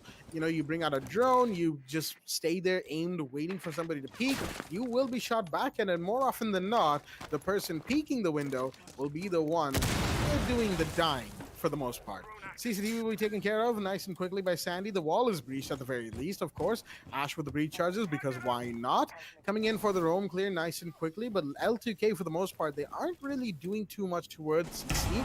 Blank is there in cash. That is, of course, the biggest thing right now. But you have an angle being opened on that construction single wall that goes outside of the building. That, of course, EX7 is repelling there. Unfortunately, a bit of a missed drone throw right there. Means he's just going to decide to fall back in and prep a chef's nade. Hello, could he find something off of this? Not quite. But, of course, the defender above him, Blank, has just moved away. So the second chef's nade won't even matter from EX7. Little unfortunate right there, but both of his grenades, have been used up without too much being gained off of that. Blank is still there, wasting time and actually taking a kill beat. Going down. Not good. Not good at all. The Maverick has been taken care of. Blank trying to get a few more kills. Sitting quite literally in a corner inside of cash room, right? Not really doing too much in terms of movement, but merely his presence is enough to shake the side of Union Gaming. And seems like that shake is more than enough to quite literally throw them off their balance. They want to get him out, but of course, you have so many things to worry about. Impact tricks coming out, so lines of sight will be denied, and a minute remains, and they haven't made any headway on towards Jacuzzi. So many things being done on this cash room area. Blank is still available, quite literally, to play, and he will finally go down. It took a long time, but he is off the board, ladies and gentlemen. 40 seconds now remain as UG has freed up the cash CCTV area. But now the real question is, can they get in towards site? Sparko seems like he really wants to, because Nos has just been found. And now the push is about to come in. I'll have to be so careful. So does JV inside of the bathroom right there. They know where the push is coming in from for the most part. So the question is, can they stop the tide that is headed their way? X1's going to find one, but Sparku gets found by Fatals. And meanwhile, gas canister's gone out to do some damage to the attackers. Well, a second one comes out from the smoke as the X7, oh boy, misses a lot of shots right there on the Kaid. As the push is attempted to come in, Jorah goes in through all the smoke, and he's already going for the plant. He's got EX7 to cover, but there's Fatals in the bathroom. He's going to find Sandy and another one, and JVC4 comes in to find Jorah. No, that is not how you do it, Union. You needed to clear gym and bathroom. The corridor is so important. Where was the clearance? Where was the play? They had control of sight, yes, but you have those lines of sight. You have the cameras, you have intel. And you give Live to Kill an ounce of intel, even an inch, they will walk a mile successfully with nothing stopping them from winning rounds. That is exactly what we got to see from the side of Live to Kill. Union Gaming, they did almost everything right for the majority of that round until the very end, where they unfortunately messed up how they needed to go about things. EX7, had he just found the Kaid, quite literally, had he just found Kaid on the hallway, Jacuzzi hallway, that would have been it. That would have been the round, most likely, because Fatals would still have been found. He still needed to go out of bathroom into line of sight of the sledge. He would have been found, the plant would have been secured. The round would have been UG's. But unfortunately, the Kaid lived. And we all saw how deadly that C4 ended up being right towards the end. Union Gaming now in the round of ones are in the deficit. One round to go for them to equalize and push for overtime, because that is the only way they stand a chance of winning this game from here, while Live to Kill are on match point. This is about to be a big play indeed from both sides. And a round to watch out for. Oh, well, that was one hell of a round coming in from L2K. Let's be honest here. That was just too good, man. Nos getting that double kill with the smoke was very well done. Fatals just adding up that fatality of his to that combination. Very well done, both of them. 2 versus 4, I believe that was. They happened to walk away from 2 versus 3 essentially. But yeah, I think I'll just say 2 versus 4 for the exaggeration of it. Jokes apart, we'll be headed here back into the match point that L2K has secured for themselves. That's right, they only need one round. One round is what separates them from shutting down the defending champions of the Esports Club Pro League. Of course, that does not mean that it does not mean that Live to Kill will be the champions. It definitely could mean that Union Gaming might not be. Once again, just the way, just these funny ways and weird ways the league happens to work. Not too weird, now that you think about it, but it most definitely will shut them down for that possibility of them getting that victory and getting that champion position. LDK definitely setting themselves up for this amazing match that we've come out to witness. Will they be able to get the victory for themselves or not? That's the real question. But the discs are coming out, just throwing some frisbees around. Right now, he's just going to be wasting so much utility. Look at that. Sandy's ass charge getting caught up in that frisbee he just threw out. Shield still protected, still well balanced in this little situation. Beat, he's made his way inside construction too quickly, if you'd ask me. Usually we see some retaliation coming in, a little bit of a barrier, just something to stop the attackers to come out from that area. But the yokai drones are what is keeping away so much information. Beat trying to shake out the Wamai. I think everybody's trying to shake out the Wamai right now. Just Union Gaming trying to go for that little bit of an aggressive push from the hatch. Just the way it is going to come down to a very interesting take as to how we happen to see this pan out, if you'd ask me. 1 minute left, and the first kill comes in. That'll be from JV. The refrag comes right back in from Beat, and that is, of course, a 4 versus 4 back into effect. Somehow, the UI of the game does not reflect the same, but will be back into a 4 versus 3, make that a 4 versus 2.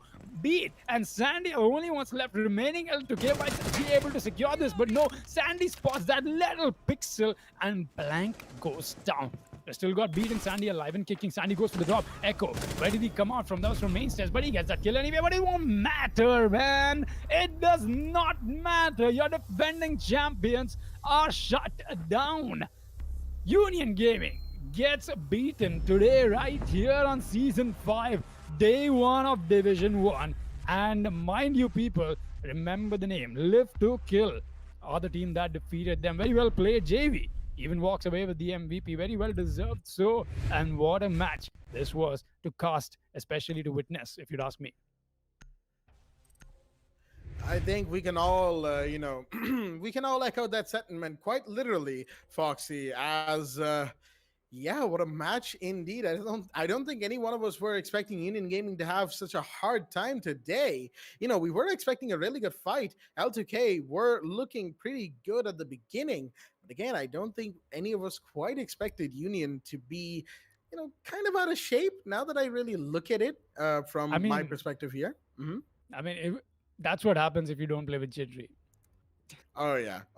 You have to kind of say it. I mean, no offense to Jora, no offense to any of the Union Gaming players, but you kind of do miss Jittery. We do hope whatever issues caused him to not play today get resolved soon-ish. Best of luck out there, Jittery, man. It can be hard to find a GPU, we know, especially these days, if you will.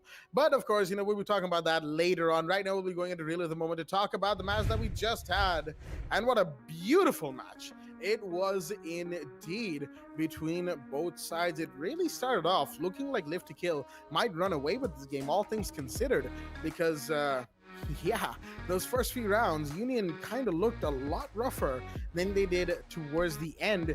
And that's a little bit weird to say, because UG started off with a round win. They had the Equalizer on round 4 and 6 and 8 and round 10. They were equalizing back-to-back rounds against Live to Kill. The issue was they were constantly chasing the lead that Live to Kill set. And unfortunately, they could never quite take the lead for themselves, never able to really break out of the hold that Live to Kill had constantly over this match. Over and over again. But we kind of need to slow down at the analysis of the game. It starts from those first few rounds, and I have to say, Basement Church on round 4, that flawless round, really looked like Union Gaming was coming back into the UG that we know of and we've seen for the last 10, 11-ish months, or I could say a year at this point. And it really came close on a lot of the rounds, 1v3s and 1v2s and whatnot. Just some small mistakes from UG kept giving the rounds away to the side of Live to Kill, who really just were taking the rounds back to back.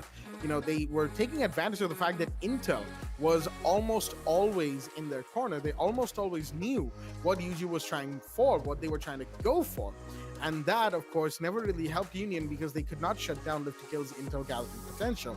Something that both Foxy and myself touched on is that when it's Live to Kill, you cannot afford to leave them with any lingering bits of intel. Anything at all, they will use to great effect against anybody standing against them.